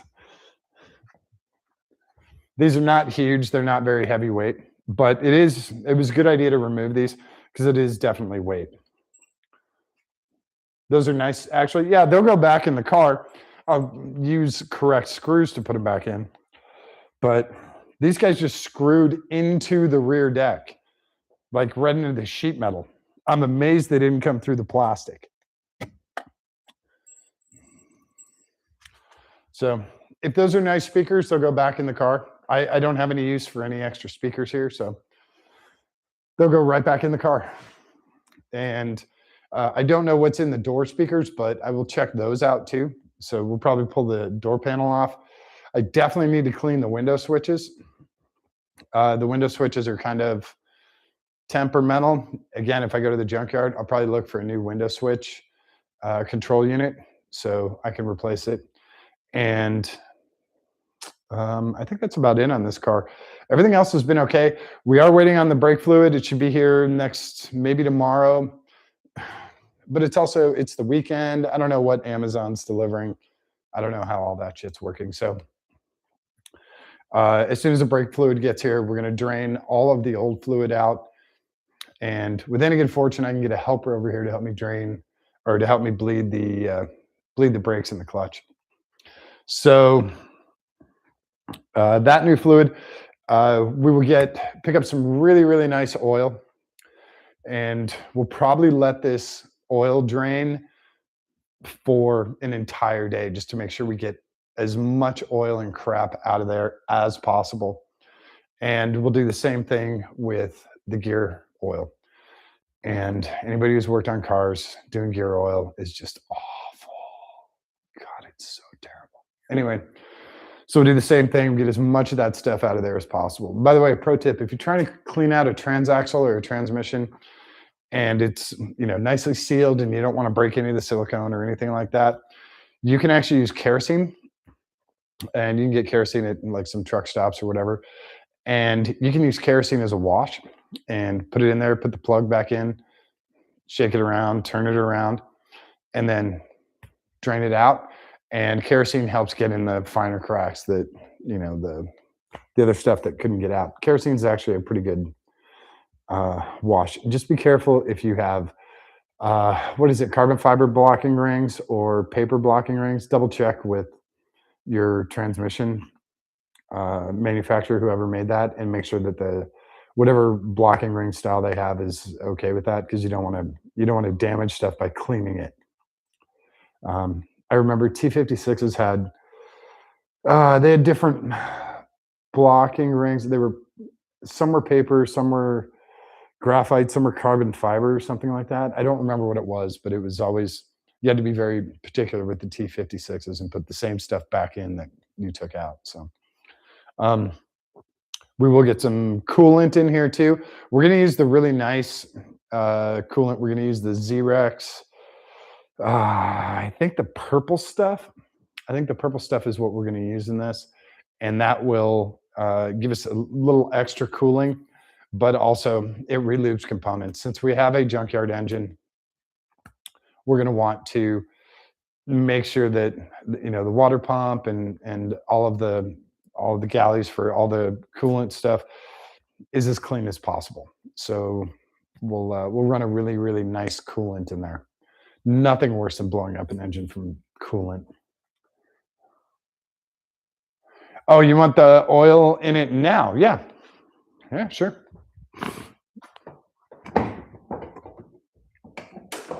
You just want to see how clean the engine bay is. I also figured out the prop rod is in the wrong spot. It's actually supposed to go right here. And there's supposed to be a little plastic grommet right there, and it's obviously broken. So, oh, you guys can't see that, sorry. So the prop rod actually goes here. It doesn't go up in here, but somebody had it up here. He goes here, rests across here, and there's the little, oh, Jesus, you guys can't see any of this. There's the clip for it. This is why I need a camera operator. This is the clip for it. So he comes straight across the front here, just in front of this, that's where the prop rod goes. So yeah, let's check the oil. What the hell? Oh yeah, you guys can see the styrofoam that came out over there. We are oil here. So I need a light. I don't need a light, but I would really like a light. Set one right there. Isn't it nice? It says QR up here. They tell you what kind of engine it is. Oh, let's get papier and wow, the oil's actually, it looks really good. It is not black. It is a nice dark caramel color. So this probably had an oil change within the last 100,000 miles. I do have a little burn on the stick. You guys, of course, you guys can't see that. There's a little burn on the stick. You can see it on the opposite side too. That means somebody ran a little bit too long. Where's our markings? We have our L and H. So our 2 dots, you can see our 2 dots, maybe. There you go. There's the 2 dots, L and H. Low and high. Let's see where we're at. I'm going to guess we're somewhere in the middle.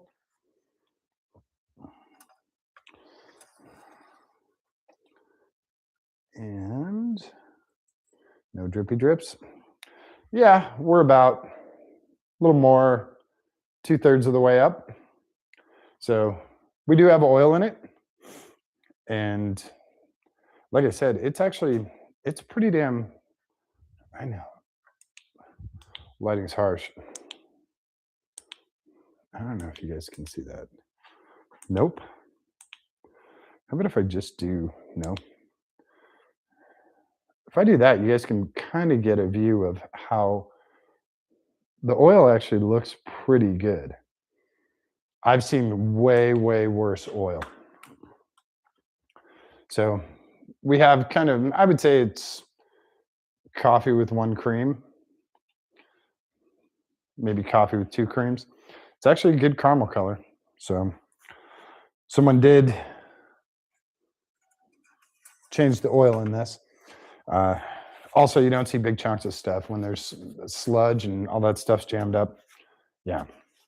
And the engine is clean now. We did 2 rounds of the gunk engine cleaner.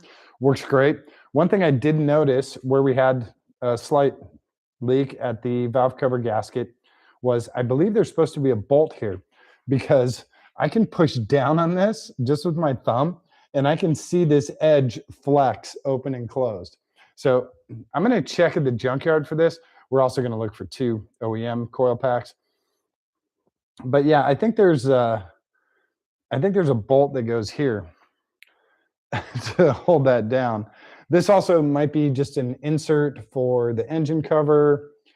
You know, when you press that on, I don't know what that's for, but I don't know. I think there's some kind of bolt. We also need the radiator hose clamp to hold the radiator hose. He's broken off. So I'll have a nice little list when I go to the junkyard. But yeah, I think the engine came out pretty damn clean. We have a little water left over, but that's from yesterday. And no other leaks or anything like that. It's actually a pretty solid car. So there we go. The engine oil is acceptable and a good color. So I'm okay with that.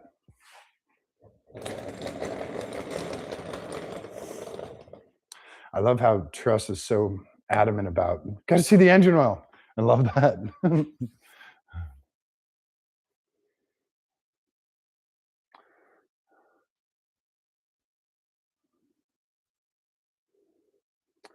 I missed that. I was curious how that was going to look. I'm thinking the front will be just as bad. I'm not sure which one you're talking about. The front. The front will be just as bad. Not sure what you'll have to remind me what you're talking about there. Um, oh, the speakers, speakers. Yep.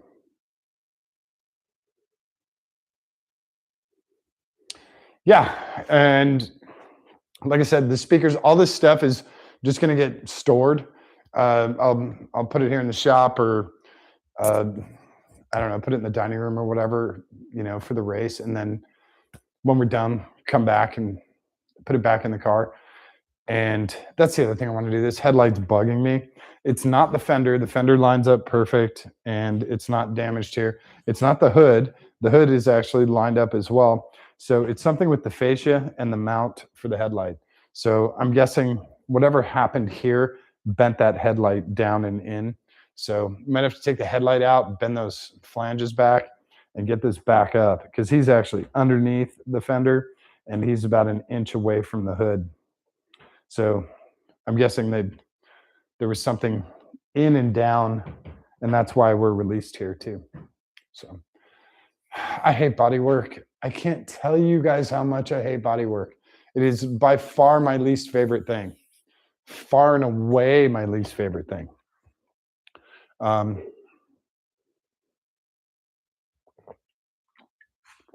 I'd rather paint a motorhome than do body work on a Miata.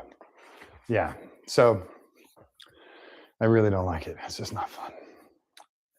Fortunately, this is just clips and bending brackets in place and stuff like that. It's not like sanding stuff perfectly flat, primer, sanding again, more filler and primer, and then going back again. Test coat, sand it, test coat, sand. Oh, shit. Takes forever. Not a big fan of body work. Not a big fan. Do a lot of stuff. Don't like body work. Could do drift stitches. I don't think you get any bonus points for drift stitches though. So, and also I don't want to be cliche, because I'm sure there's going to be 20 other guys there with Altimas with drift stitches. Unless I could do like some really cool like surgeon stitches, or like what's his name? Quint in Jaws, when he tosses the rope to Richard Dreyfuss and he's like, "Make me a sheep shank," and he does this cool knot. Do a cool knot like that instead of just the regular drift stitches. That would be fun. But then no one knows those knots. You have to be like a hardcore shark fisherman to know that is a sheep shank. Yeah, it's not worth it. So yeah, plus with the car getting sold, I don't want to put drift stitches in it. I'd rather them get a car with a couple of paint chips versus 30 zip ties. Unless that's what they're after, they're trying to impress their buddies or whatever. But yeah. So yeah, that's it for tonight. I appreciate you guys hanging out tonight. I know it's Christmas. Hopefully you guys had a really nice holiday. Hopefully Santa brought you all of the cool car stuff you wanted, or truck stuff, or ATV stuff, or Polaris, or motorcycle, or jet ski, or jet boat, or helicopter, whatever. The car does have a sunroof. Right now I just have the pads. This is the carpet pad, and this is the insulation pad from the trunk. But yeah, it does have a sunroof.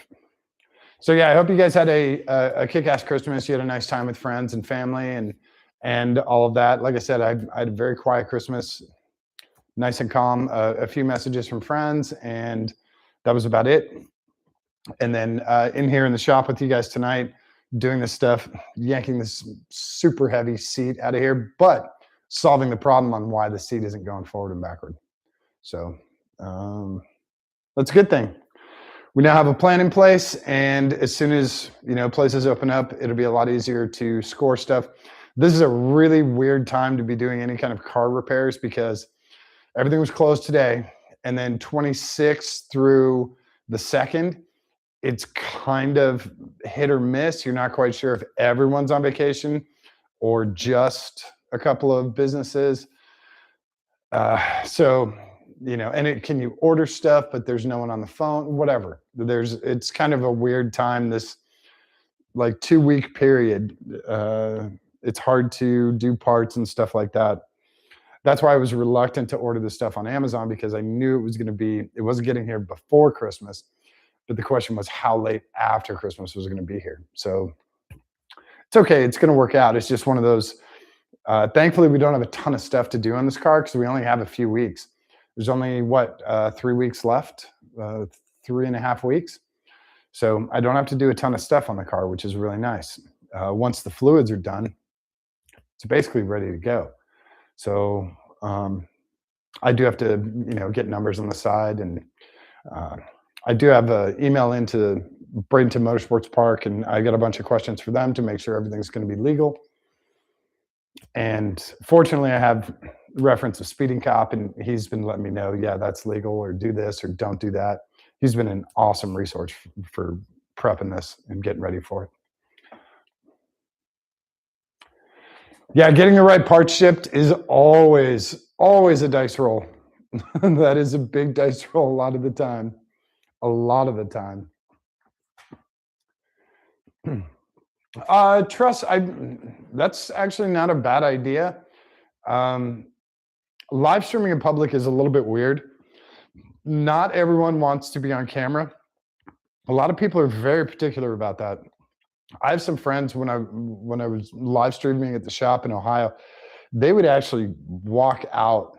They didn't want to be part of the live stream. They want to help work on the race car and do all this other stuff, but they do not want to be part of the live stream. And it's not that, they're ugly or they're whatever. They're very eloquent. They're normal looking. They have a thing about being on camera, and they really don't like it. So different people do different stuff. There was a long time that I really didn't want to be on camera. I loved being behind the camera. I was behind the camera for 20 plus years. And I actually like this. I didn't realize it, and I actually do like it. So a lot of people don't. So you got to be kind of careful with that. And when you're in a public place like a junkyard, people are wondering, what the hell are you doing? Why do you have a hotspot in your back pocket? That sort of shit. And you're usually answering more questions than getting work done. So that's why in public is kind of weird. If I am going to do that stuff in public, I'll be away from people. I won't be as close to people. So I'll be like at the beach or at the track in our paddock area, in a specific location, not expecting the general public there. It's kind of weird, and I don't want to make anyone uncomfortable, and I don't want to step on anyone's toes. So I keep it at my shop or within my space or in a much larger space. In the Grand Canyon, no one's going to be pissed if you're live streaming. So yeah.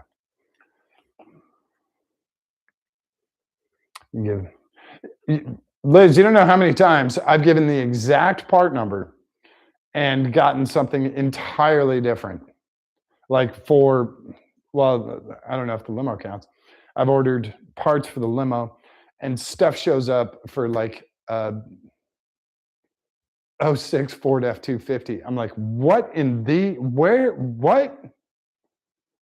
It's not 4-wheel drive. What am I doing with a front diff? I didn't order this. Yeah, that's happened a bunch of times too.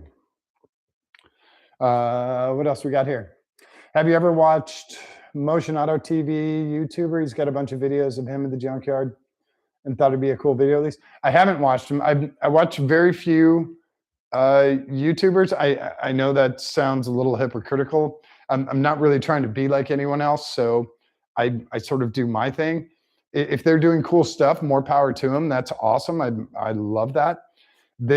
Getting the information out there and getting folks educated and helping people learn that want to learn, that's the biggest part for me.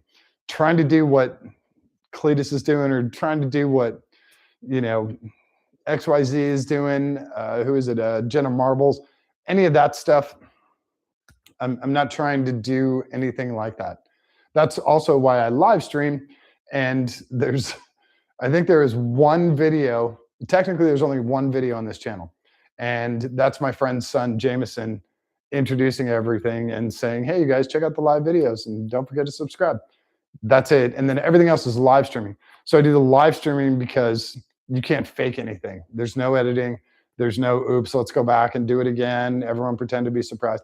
That's why I do the live streaming. Can't fake shit. If it happens, if this thing catches on fire, you get to watch the whole thing. But if it also starts and runs and we do a huge burnout, you get to enjoy that with us too. That's the cool part. You don't have to wait. So I try not to do any, huge teases or anything like that. Hopefully I'm piquing people's interests and they're like, oh, I wonder what he's going to do next. I want them to think that. I'm not going to try and force it on them.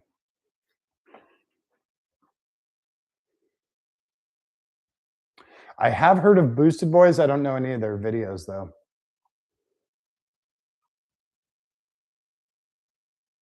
That's cool. Liz sent the number of the part and pictures 4 times to get it right. It's terrifying. It's really terrifying. I mean, I showed you guys this. This is brand new. This is what I got. Look at that. Wait. See that? Wait, where is it? Right there. See that shit? That's today. That's what we got. And final question that I'll answer for you guys, because everyone's been asking, or they just haven't said anything. Yes, the shirt is pink because my dumb. Oh, sorry, and that clip's about to fall. Oh, sorry. Hang on. I'll put this back. The shirt is pink because my dumbass put it in the washing machine with these shop rags. So sorry. I didn't even realize that the shop rags or the shirt was in there. I didn't realize that the shirt was in there when I put the shop rags in. So I now have a pink shop shirt, which is okay. It's fine. I have about 20 of these. When you go to CBJ games, they leave them on your seat. So I have tons of these. So they're great shop shirts. They're very comfortable and they work great. Don't mind making one pink. And it's my own fault. I should have looked in there before I hit start, but I didn't. Looks mostly white. Cool. Cool. And in person, it is absolutely pink. We'll do another wash. Hopefully it's not coming out. It's not coming out. I'm smarter than that. So yeah, I appreciate you guys hanging out tonight. Well, like I said, we're going to be live streaming all this week. I put that up on social media. That's not bullshit. We're going to keep going on this because we need to crank this thing out and make sure it's ready and 100% before we take it up to Bradenton. So that is a good plan. Tomorrow, I think the trailer goes back to Naples tomorrow. So we'll definitely be in here tomorrow night doing this, more on this stuff. And if not, I'll at least get with you guys. If we're not doing anything physical, I'll get with you guys and I'll get you an update on what is coming up. But plan on fluids, plan on new brake pads. Those should be here probably this weekend. We have some new brake pads from Dynamic Friction, and we went with the super heavy duty this side of race pad for the front, and we did regular OEM race pads for the back. And so we do have new pads, new brake fluid, coolant, diff, oil, and yeah. So we will get everything done. If I don't have anything physical tomorrow, I'll at least get you guys an update where parts are, all of that other stuff.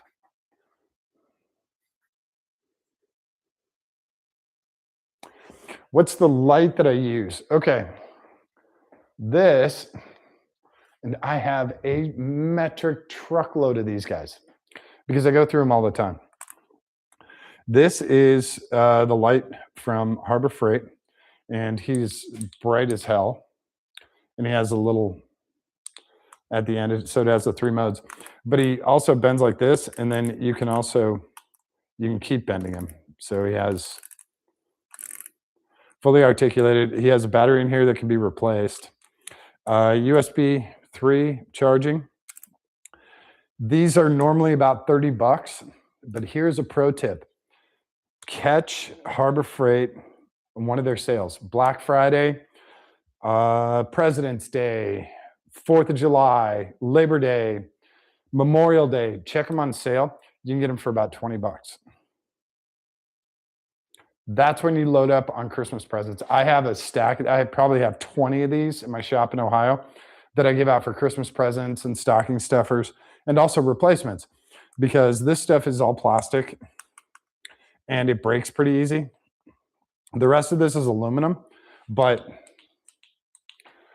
and it does have a magnetic base. The little stickers obviously came off, but we're here.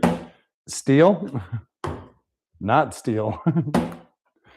It has a nice magnetic base. It works pretty well. So these are really great lights. There's different variations of them at Harbor Freight. They have the Icon one, which is a little more expensive, but I've been using this guy for, I don't know, probably 10 years. It works great.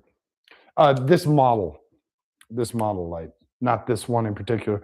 This one's probably 2 years old.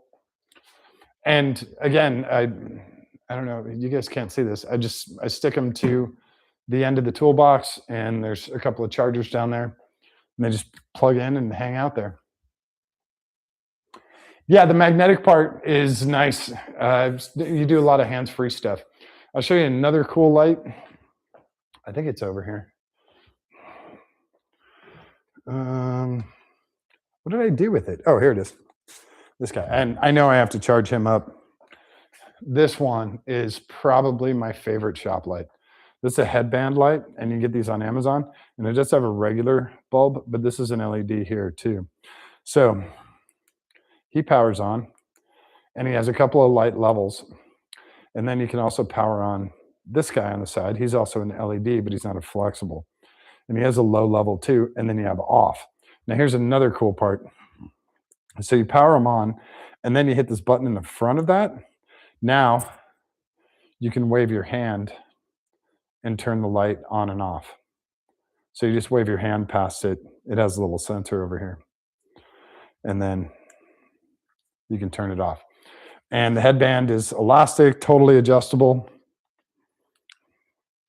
So you hit that one, the power, and then you hit this guy.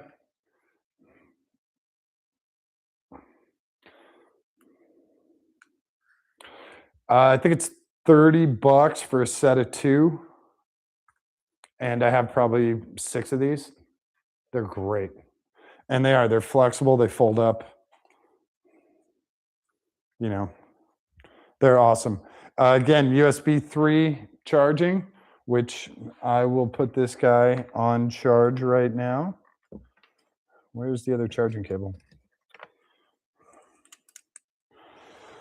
And he charges pretty quickly, about an hour for a full charge. Love those guys. Absolutely love those lights. Yeah. Yeah, they're on Amazon. If you shoot me a message, I'll send you a link to them. There's a couple different manufacturers, but I want to say they're like 30 or 40 bucks for a pair of them. And I don't know, I probably have 6 or 8 of them. I know there's at least 2 in the race trailer. There's 2 at my shop in Ohio, and there's 2 down here. So that's at least 6. There might be some spares.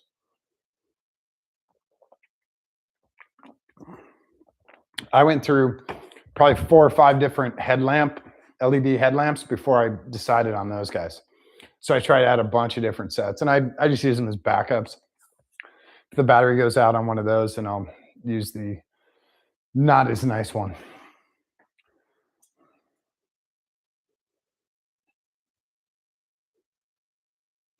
Oh yeah, Liz, the one that goes around your neck is also cool. For me, it's kind of weird with my peripheral. That sort of bugs me. But one that I did see that was kind of cool was a magnetic one that goes in the wheel well, and it sticks and it just floods the wheel well. I thought that one was kind of cool. The problem is not everything is steel.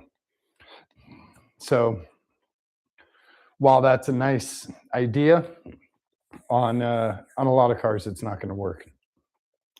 So you're better off putting that on the steel axle and the hub shining the light that way, and that'll flood that. That's what I do normally. So, yeah.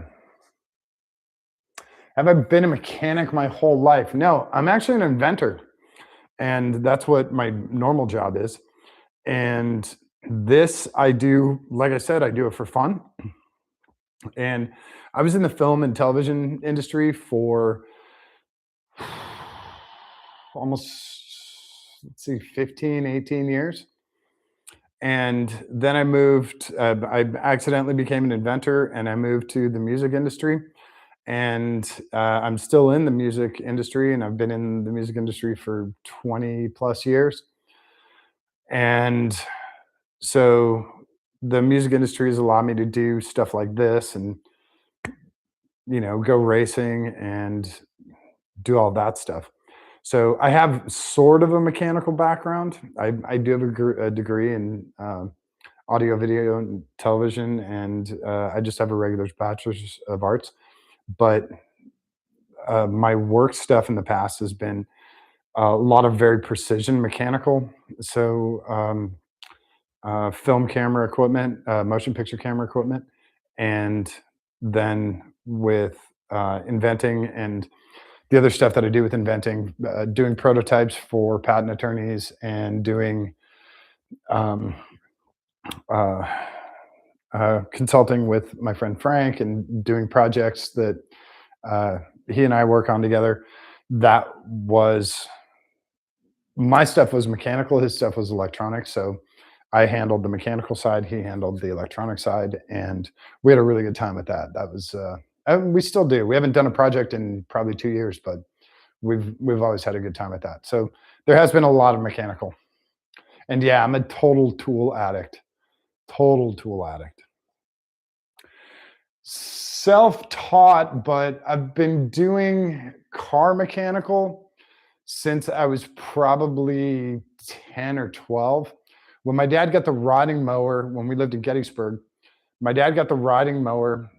The deal was we could mow with it, but we had to learn how to do the maintenance, keep the air in the tires, sharpen the blades, change the oil, all of that stuff, check the spark plug, give it a tune up, all that jazz. So my dad was inspiring with that. Prior to that, there was a lot of mechanical stuff in our house. My dad owned a Thiokol, a snowcat, and so he would maintain the snowcat by himself. And there were always tools around. There were always sockets and wrenches and stuff. So I've always had tools around. You'll find uh, it was funny. My mom showed me an old like Super 8 film, me like walking through whatever. And I always had a stick or a tool in my hand. And it was all these different clips from like 4 or 5 years apart. And I always had a stick or a tool. She thought it was so weird. So yeah. But no, I've always been extremely mechanical and I've been very adept with that. And that's helped me progress into doing this stuff. So when I got my first car, and I've paid for all of my cars, my parents never bought me jack. So I had to learn how to do maintenance, how to change tires, how to rebuild a carburetor. Um, all of this stuff I had to learn how to do. Now my parents did give me opportunities. So the the ski area that my dad ran, the service department for all the company vehicles, the guy who ran that, his name was Tom Vertis, and Tom was a former funny car mechanic in Denver, and he used to build dragsters and all this cool stuff. And he was kind of getting out of that big flash lifestyle, and now he ran the service department for the ski area. And I would go up on the weekend. I was working the trail crew, so I would go up on the weekends, and Tom would teach me tons of stuff. My first engine rebuild, my first engine bore out. We went 30 over on my 360, made it a 390, and then my first transmission rebuilds, my first transfer case rebuilds, my first diff rebuilds. Uh, Welding, I learned in high school.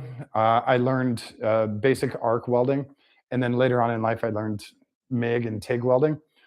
But the mechanical stuff really came from Tom Vertis was a big, push in the right direction. And then guys I worked with in the film and television industry, another guy named Roy Hicks was hugely instrumental in making sure that the stuff I do is not half-assed. So Roy had two things. He had the A team and the B team. And he always asked you, you want to be on the A team? You want to be on the B team? I was like, no, I want to be on the A team. And so he would tell you how to be on the A team and why the B team does it, why your stuff was looking like B team work when it could easily be A team work. And Roy was really interesting. He worked on the Tomahawk missile project. He worked on a lot of government stuff. Interesting fact, Roy could not read or write, but he was insanely smart. So, yeah, very, very odd. But learning from those people, those are two, my dad, Tom Vertis, and Roy Hicks are huge, pillars in my mechanical experience, not only for the music world, but also in the car world. And so, yeah, I got a hat tip to those guys.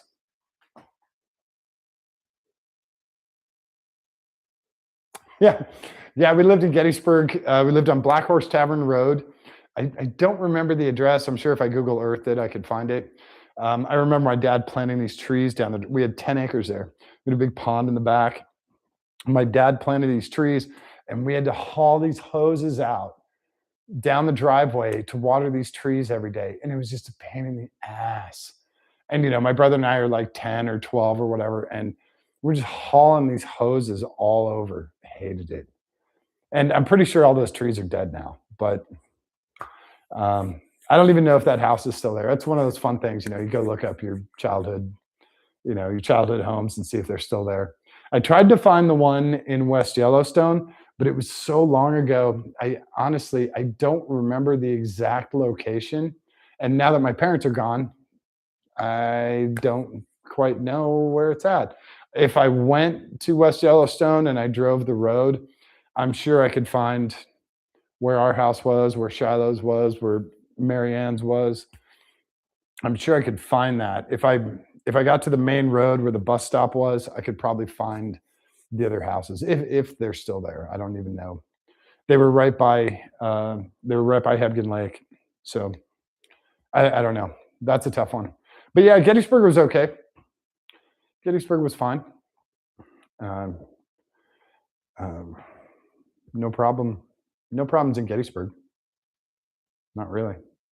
We previously lived in Fairfield, where my dad ran the ski area there. So when we were in Fairfield, we lived actually on the ski hill. That was kind of interesting. But then we built a big custom home in Gettysburg. Had a racquetball court and a wine cellar and all this crazy stuff. My parents were nuts like that.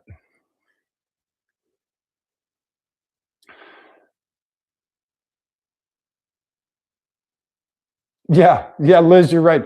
Once you get into it, then you start looking at other stuff. You're like, oh, okay, I rebuilt a 2-barrel carb and it worked perfect. What about a 4-barrel? Okay, yeah, let's do that. Oh, do I want a Holly? Do I want a Carter? What about an Edelbrock? And now you're like, all right, well, I guess I got to learn all three. And then you just get sucked in, and it's this big like event horizon of like mechanical knowledge, and you're like, okay, here we go. Dual clutch transmission, show me the way. You're just like, come on. So yeah, it's fun. It's fun. But yeah, that's it for tonight. Let's call it at 1:40 a.m. Eastern Standard Time. Like I said, we'll be back in here tomorrow night. It'll either be an update or we'll do something cool and simple, yank the radio out, whatever. And I'll update you guys. I'll check with some local friends, see if we can find a junkyard that has a '09 Altima or a 2008 Altima, and we can score parts out of. So thank you guys very much for hanging out tonight, and thanks for all the questions and backing me up. I'm glad you guys like this, and all the new subscribers. You guys are great, man. It's so cool to reload the page and you're like, hey, there's a bunch of new subscribers. You're like, hey, that's great. Or the email pops up and it's like, subscribed, and this guy subscribed, and this girl subscribed, and this person subscribed, and you're like, whoa, cool, okay. So I'm glad you guys are liking this, and we'll keep going on it. That's it. So um, let me know if you have any questions, comments, whatever. Definitely put it down there. I'm very easy to get in touch with. Shoot me a text, call me on the phone, whatever. I don't sleep a lot, so you're not going to disturb me. That's it for tonight. I appreciate you guys very much, and thanks for hanging out. Don't forget to show someone that you love them. Give them a kiss on the cheek. Give them a kiss on the tip of their nose. Hold their hand. Give it a squeeze. It's really important for them, but it is far more important for you. All right. Thanks, everyone. We will catch you tomorrow. Have a good night.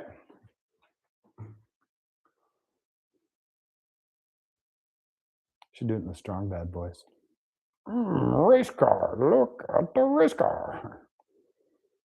Oh, it's so pretty.